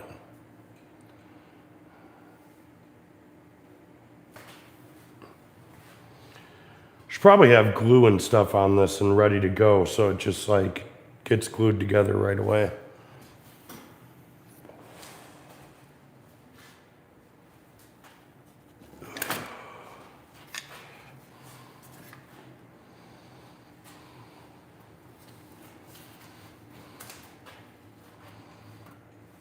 Rotate that around.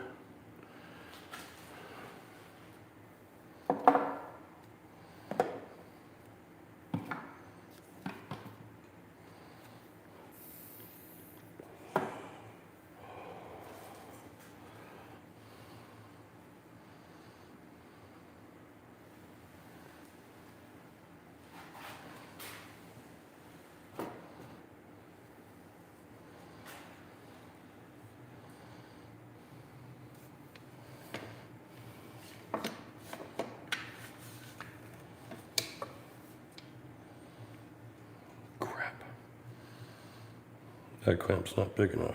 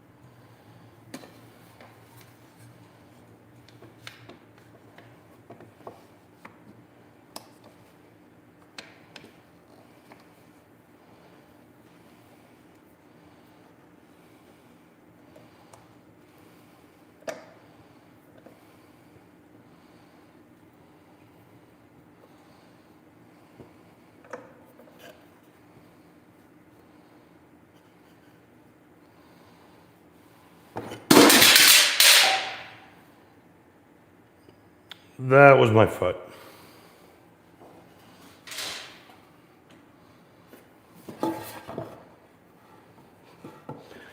Of course, I pick it up right where I don't want to.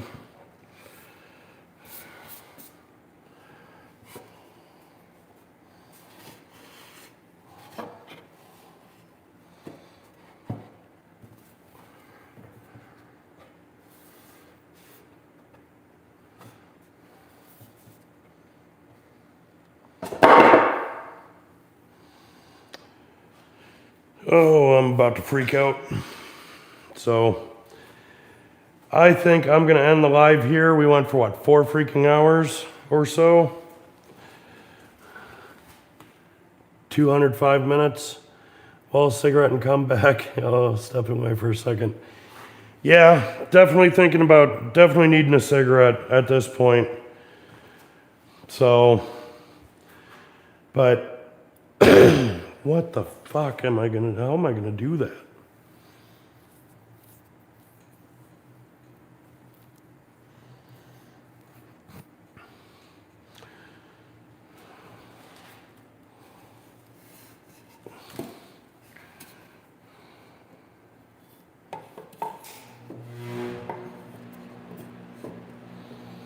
Just want that right there. I want to bring that side down.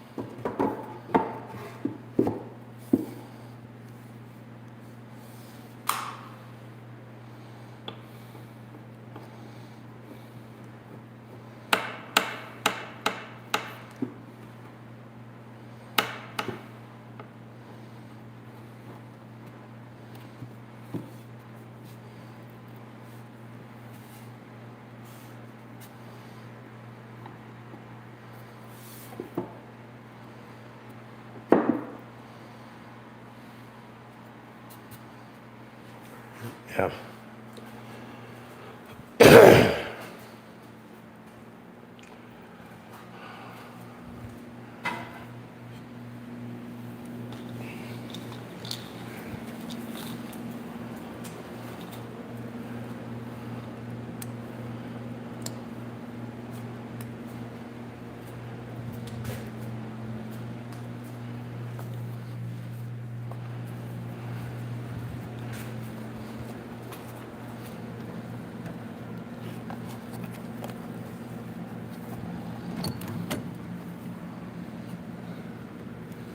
Holy crap. Yeah, this snow is not going to be done anytime soon.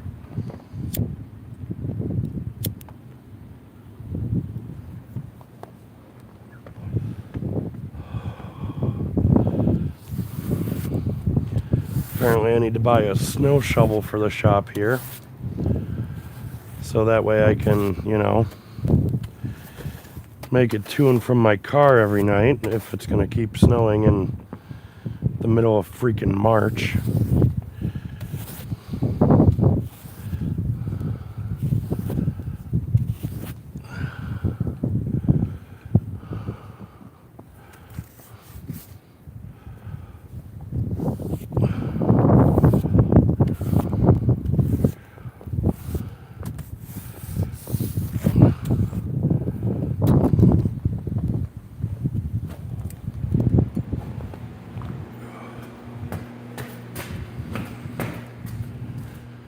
And now I've got to mute the stream so I can go to the bathroom.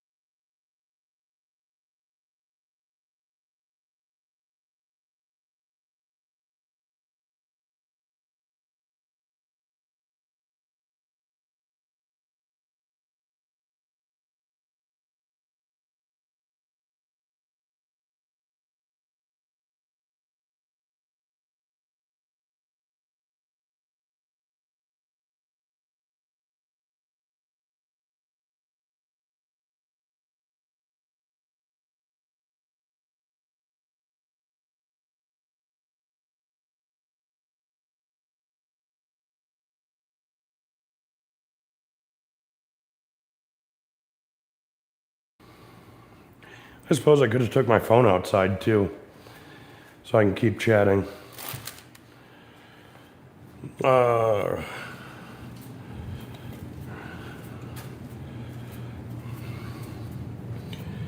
Right on, keep it up. This is the fun part. We get to cuss our wood. Oh, don't let it get to you. Yeah. I'm trying not to, man, but like the more and more I keep trying to learn this stuff, like I keep trying to take my time, go slow, do it this way versus this way, and like it still comes out wrong, and I'm like, what the hell? Am I just that bad at this type thing? It's like the automatic thought that comes to my head, you know what I mean?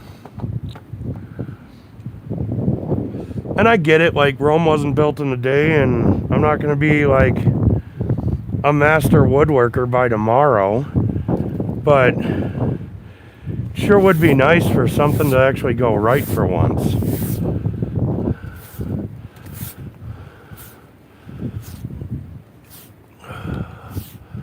I'm out here cleaning off my freaking car, so that way it might be a little easier when I go to leave.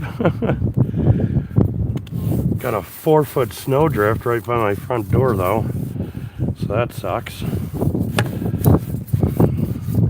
Because the wind just magically happens to be blowing towards my car and not away from it.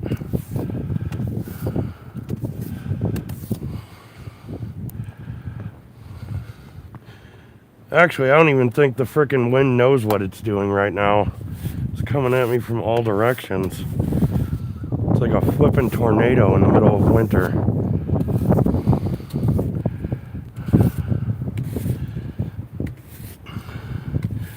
Yeah, just the joys of woodworking. Yeah. I mean, yeah, and like I said, I've watched plenty of Daniel's content, like especially his lives, where shit goes wrong like frequently. Like when his planer decided to explode on him. Like, so I get it. Like it's a rough go. It's a rough go at doing this.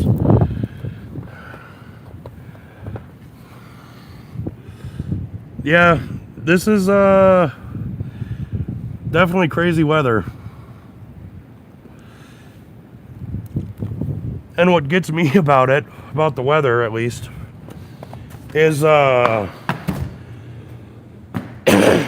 the movies like I, Robot and all that crap. You sit and you think about it, you're like, I mean, that could happen. It's happening right now. We've got AI, we've got robots, we've got AI robots, and they've already tested what happens when you try to shut down one of these AI robots. And like the outcome is not good at all. Like they tried just one of the computer programs, they set up a scenario and they told this dude's wife about it, right? One of the developers. And then they made a fake email, and with the fake email, cloud seeding. Yes, my stepdad is huge on that. The, what does he call them? Chemtrails. But like, when they tested out this AI, to see if they could shut it down, like what the repercussions would be, it ended up sending all these emails between this woman and the developer to this dude's wife, so that way, like, or it threatened to blackmail him. It said like, yeah, if you shut me down or try to shut me down, I'll expose you. I'll expose your affair to your wife, so she'll leave you or whatever. And I'm like, that's fucking insane. And then they tried to test it for, oh God, what was it? They tried testing it with one of the physical robots, and the robot actually like attacked the fucking developers as they were trying to shut it down. I just thought of a new idea, Chris. We might be able to save this bench. So what I'm thinking is if I flush cut my dowels, if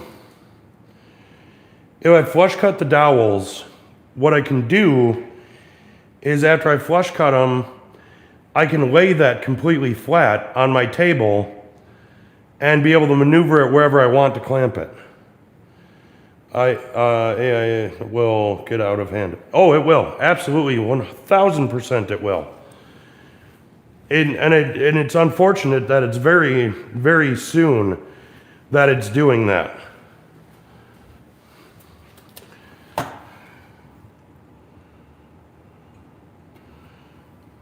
So, I don't know, Chris, if you were around when I kept talking about ghosts and stuff, and like me being like very empathic and like I can read energy in rooms and stuff. I swear to God, my big doorway here, somebody just walked past it. I don't know if I saw like a shadow move like this or if I just felt something moving like it was trying to go outside. So that's great, right? My project's not going good, and now I've got ghosts haunting me today. Fantastical. Oh, and the weather sucks.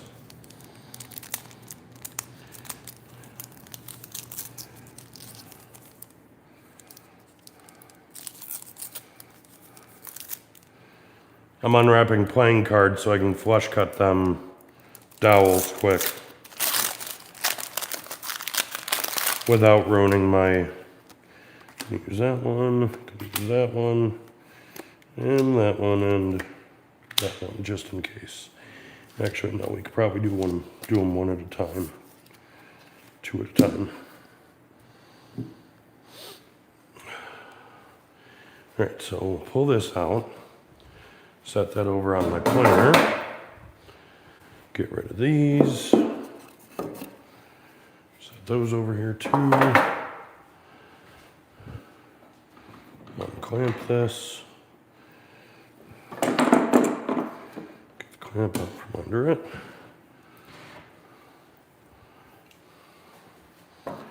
Well, that almost works too, just setting the table like that to flush cut those, but want them up here.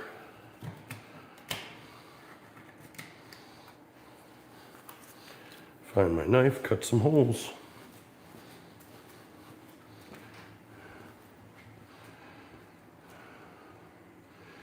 Where did my knife go? Of course, when I need my knife now it disappears.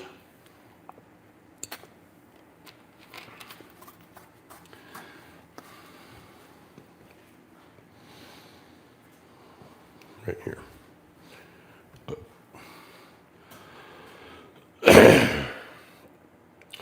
See, cigarette, step away, and now back with a brand new plan. Heck yeah.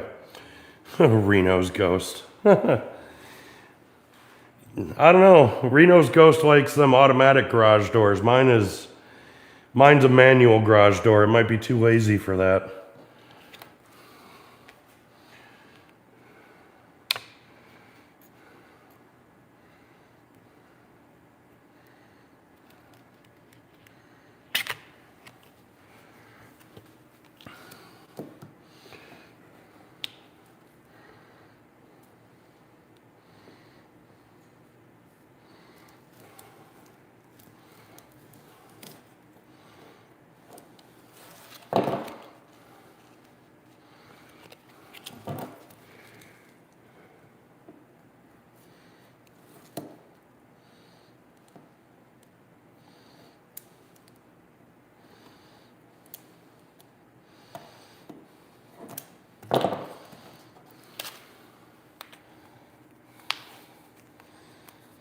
Apparently I should have gotten weaker cards.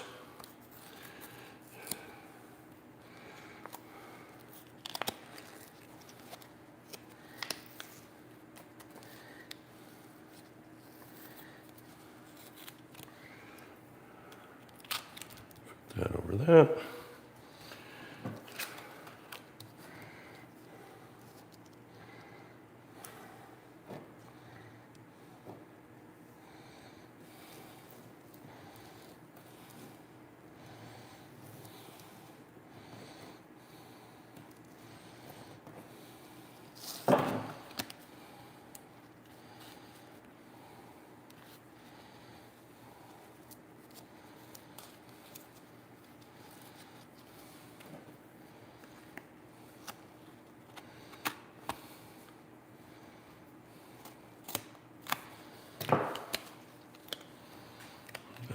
That one and keep everything as protected as possible. I'm gonna retry this blade. This blade sucks though. Like it's too flimsy. Like a big wobbly dick.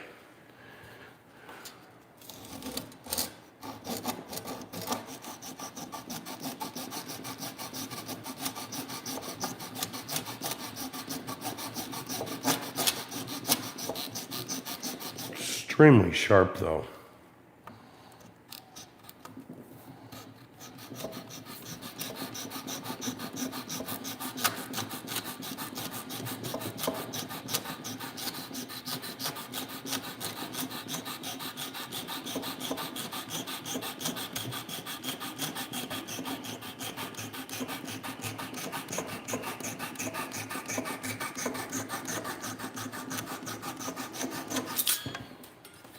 Shing!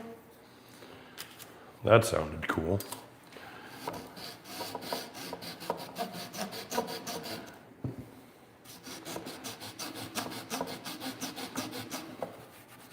It's damn near flat.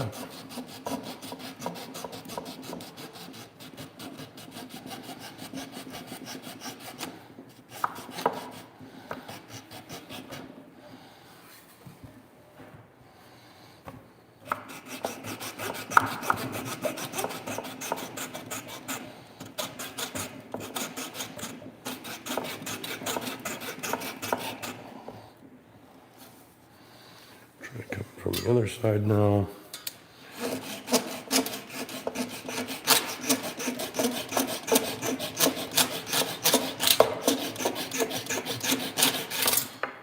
Got it.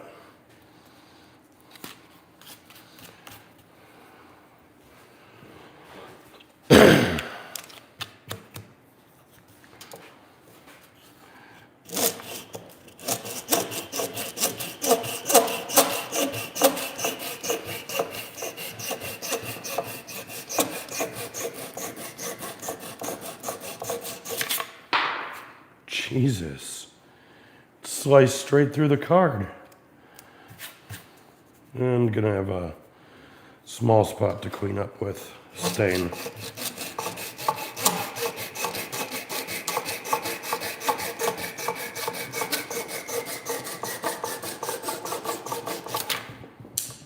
And then poke myself.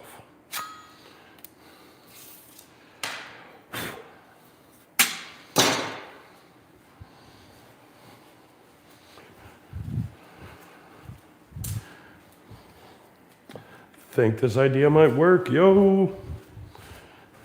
So that one's flat. Gotta worry about it.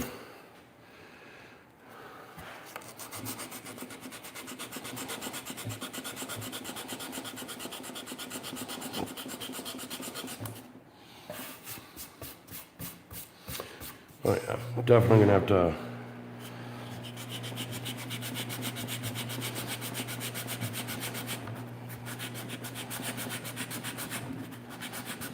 go over some of this with stain.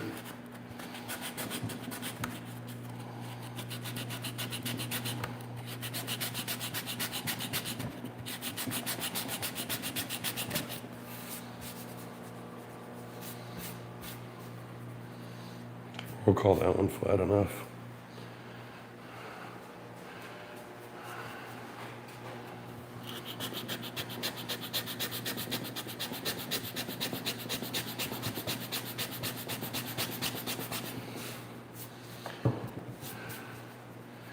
After all, the idea of the modern farmhouse design is like mixing modern with kind of rustic, right?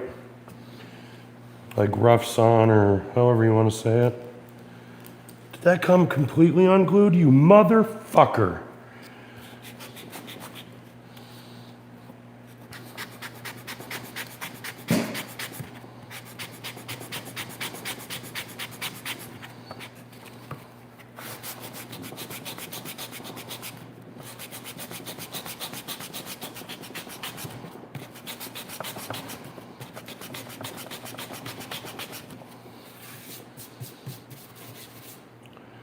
Yeah, this whole freaking leg came unglued. That's fucked. And I got a better idea for this, actually.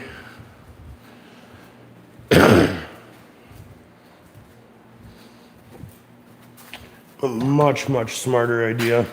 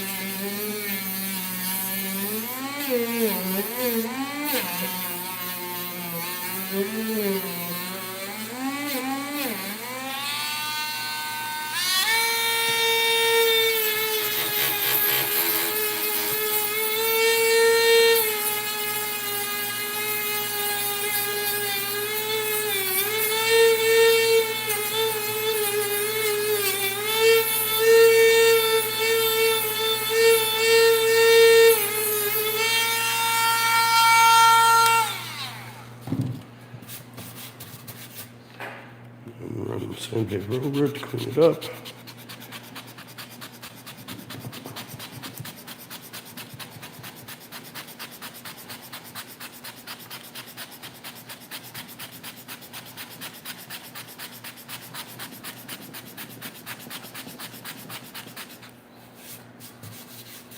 Good enough.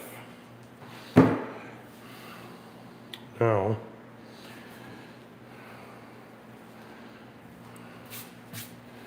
put this. Yeah. This whole fucking leg just came off.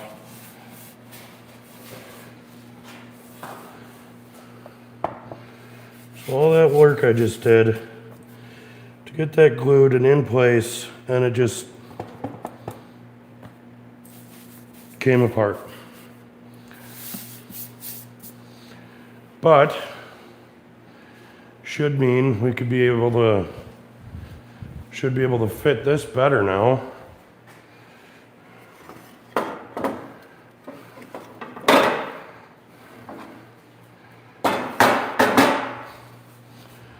Because that also means I should be able to change the angle of the leg.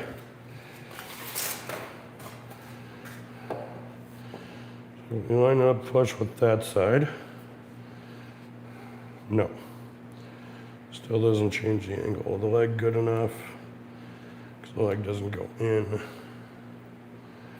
But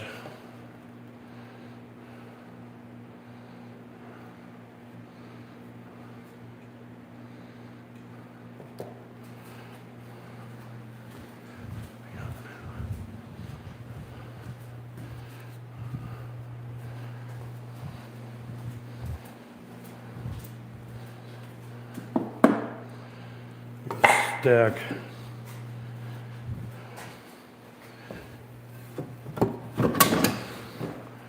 these in the center and then figure out how to clamp it down.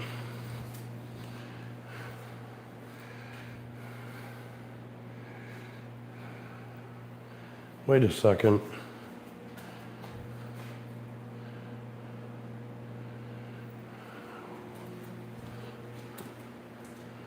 What if I take this leg out, can re-aim it a little bit,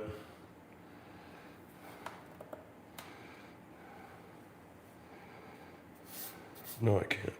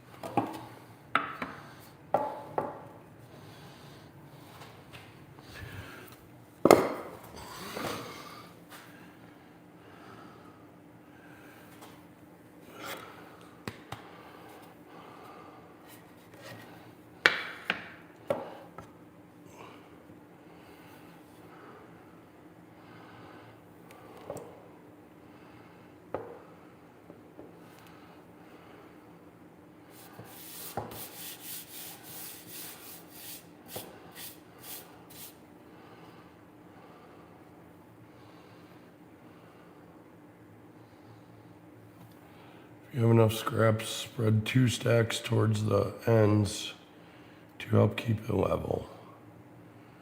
It's a good idea as well. I don't think I have enough scraps though. As is, depending on how tight this ends up, I might even be able to get these out.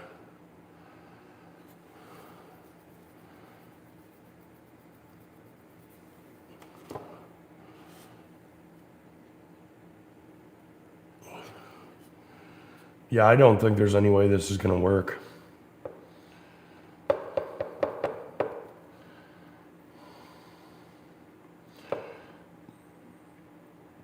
We've got one leg that's come unglued already.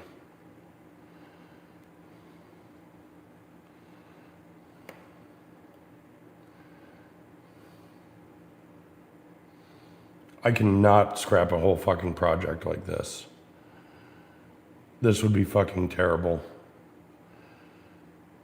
Waste of like $15 and a fuckload of my time and energy.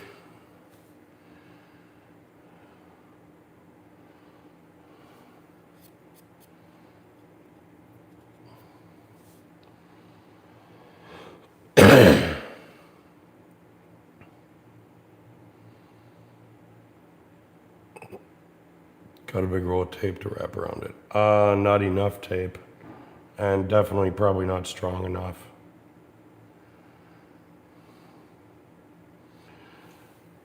Only way it's gonna happen, so we slide it off of this edge. We put a clamp here, clamp there, and then a clamp all the way across. Should probably put the clamp across first.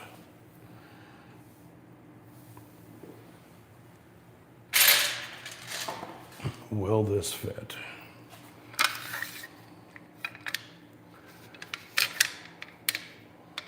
No.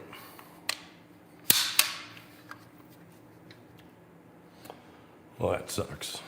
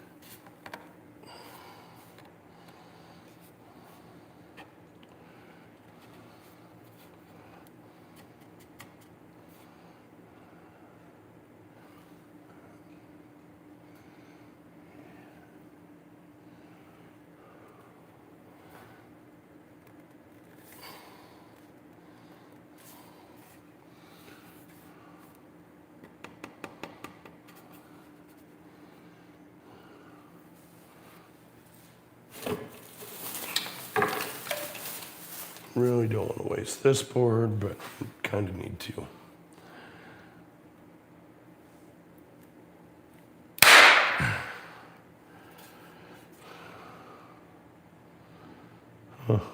Craft board.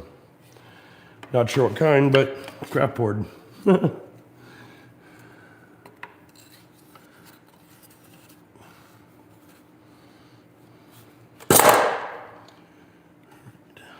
There. And then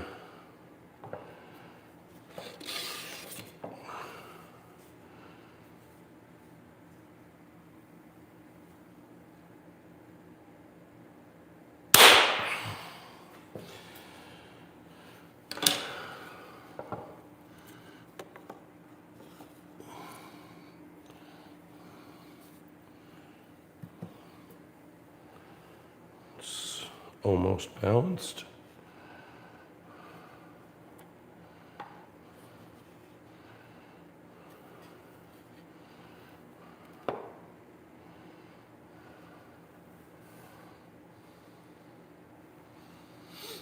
And then a tiny, tiny little shim.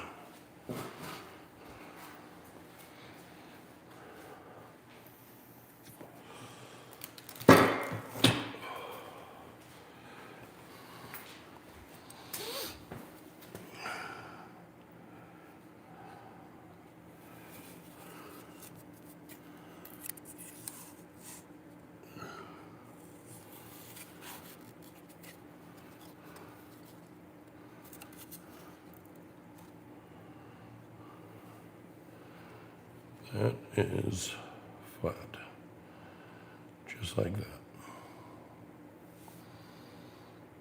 This is a fucking mess.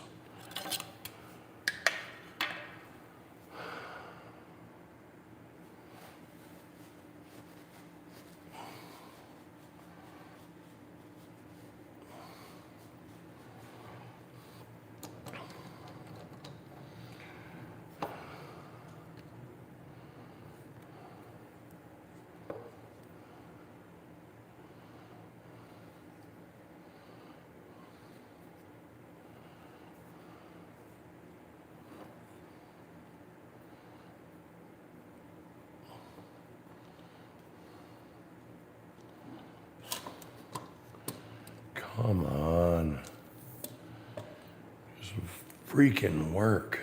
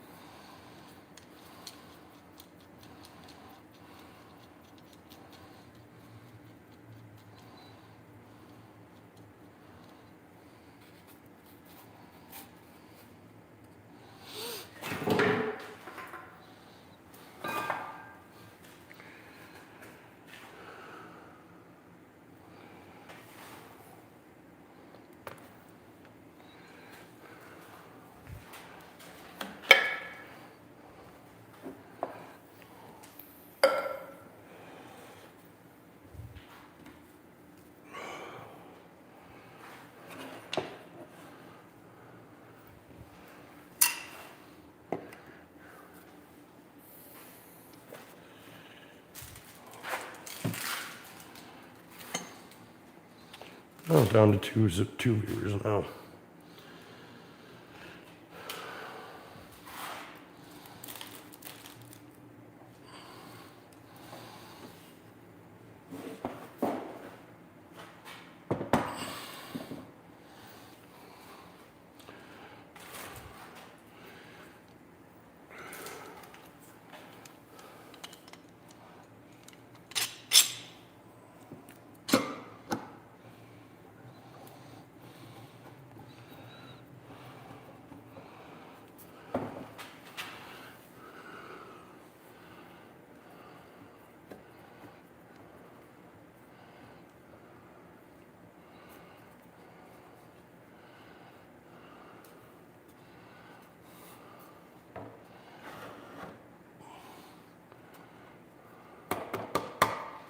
That's too far.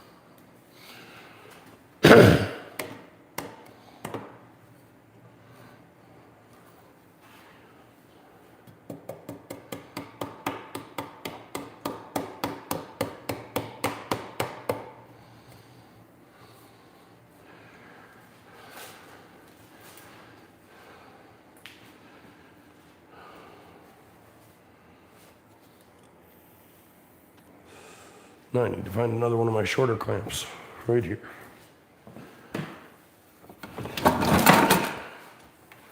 It's not that sharp, but it'll work.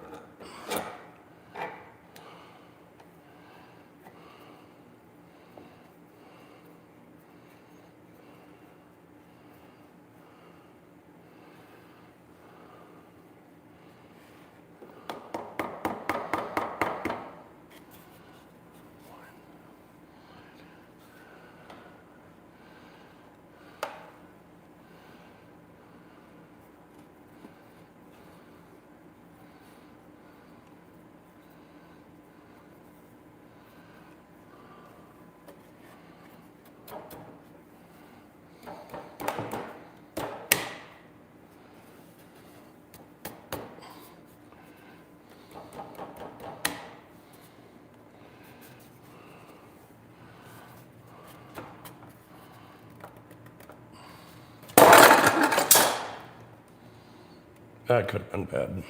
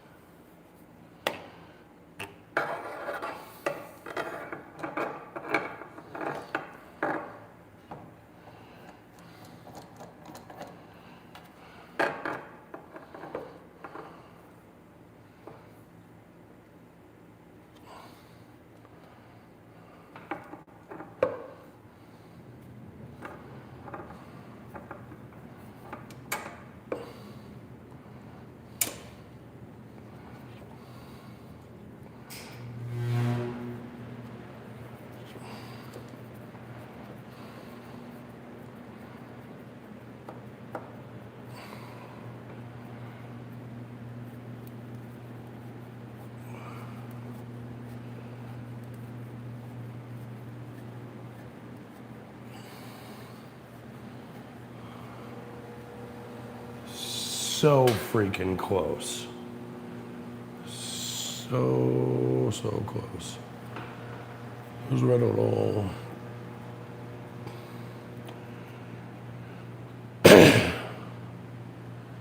Yes, they are. Well, these ones are Harbor Freight. These ones are Tool Shop from Menards. But yeah, definitely know exactly what you're saying. Slide that up there so it doesn't fall. Let it just rest there.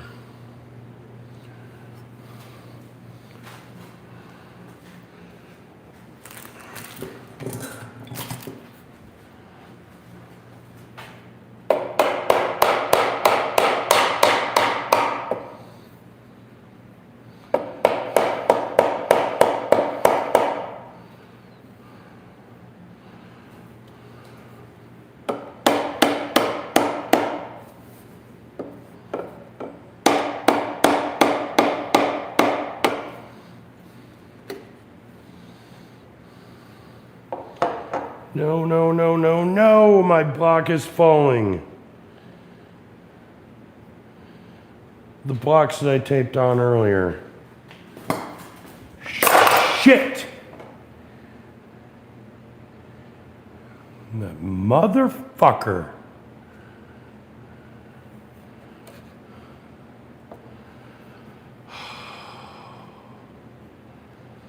So freaking close.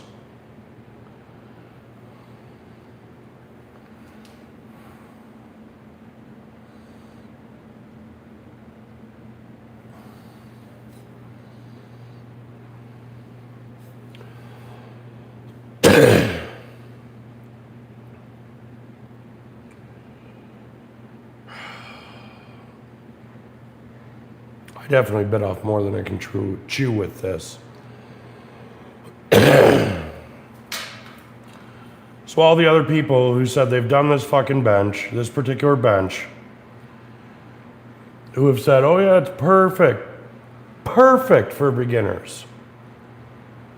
Fucking lying idiots.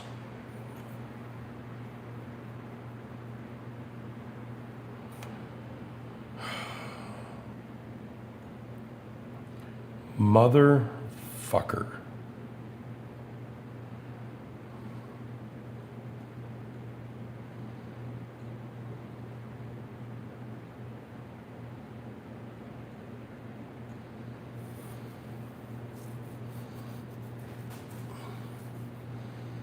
You mean like tape them here, or tape it here and then wrap tape around it completely?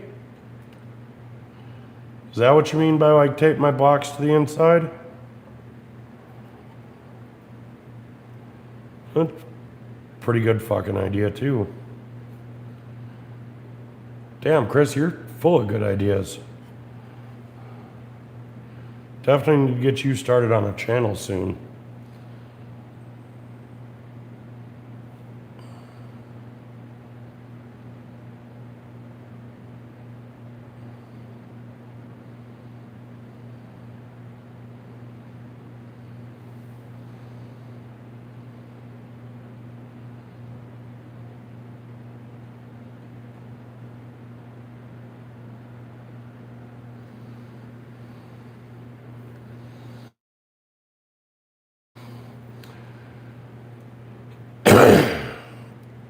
All right, I got to get off here so I can get home and get some shit figured out. Just got some emails that I really didn't want.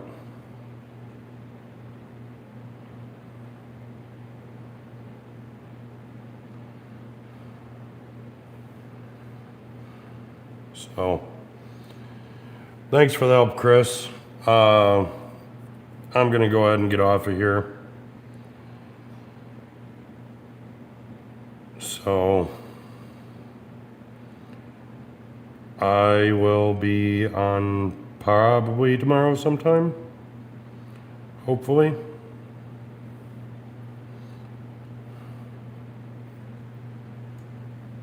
Actually, I'm pretty certain we're probably frozen. Yeah. No, we're still there.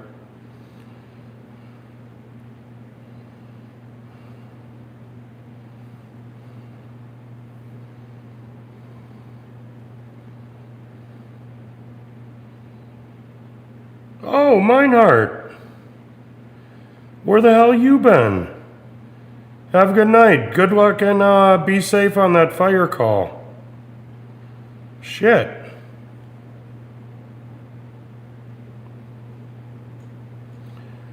Then lay the stretcher on the blocks. Right on, bro. Be safe out in that crap. Talk to you sometime somewhere. Oh, be easy, brother. Okay, Chris, now I know what you're saying. Put a spot to set the blocks on here that's taped. Rest this, pull these in. Right?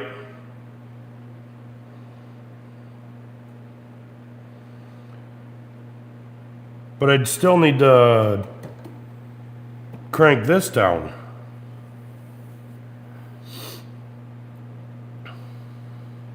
Now you're cooking. All right, well, we'll do that tomorrow once I get up and I get some bills taken care of. So, but, all right, man. You have a good night yourself. I'm going to get home safe, or try to. And, yeah, I'll probably end up going live tomorrow or something as well. If I come back to the shop. Might not be able to make it out of my driveway, so. Later, man. Where the hell's the... There it is.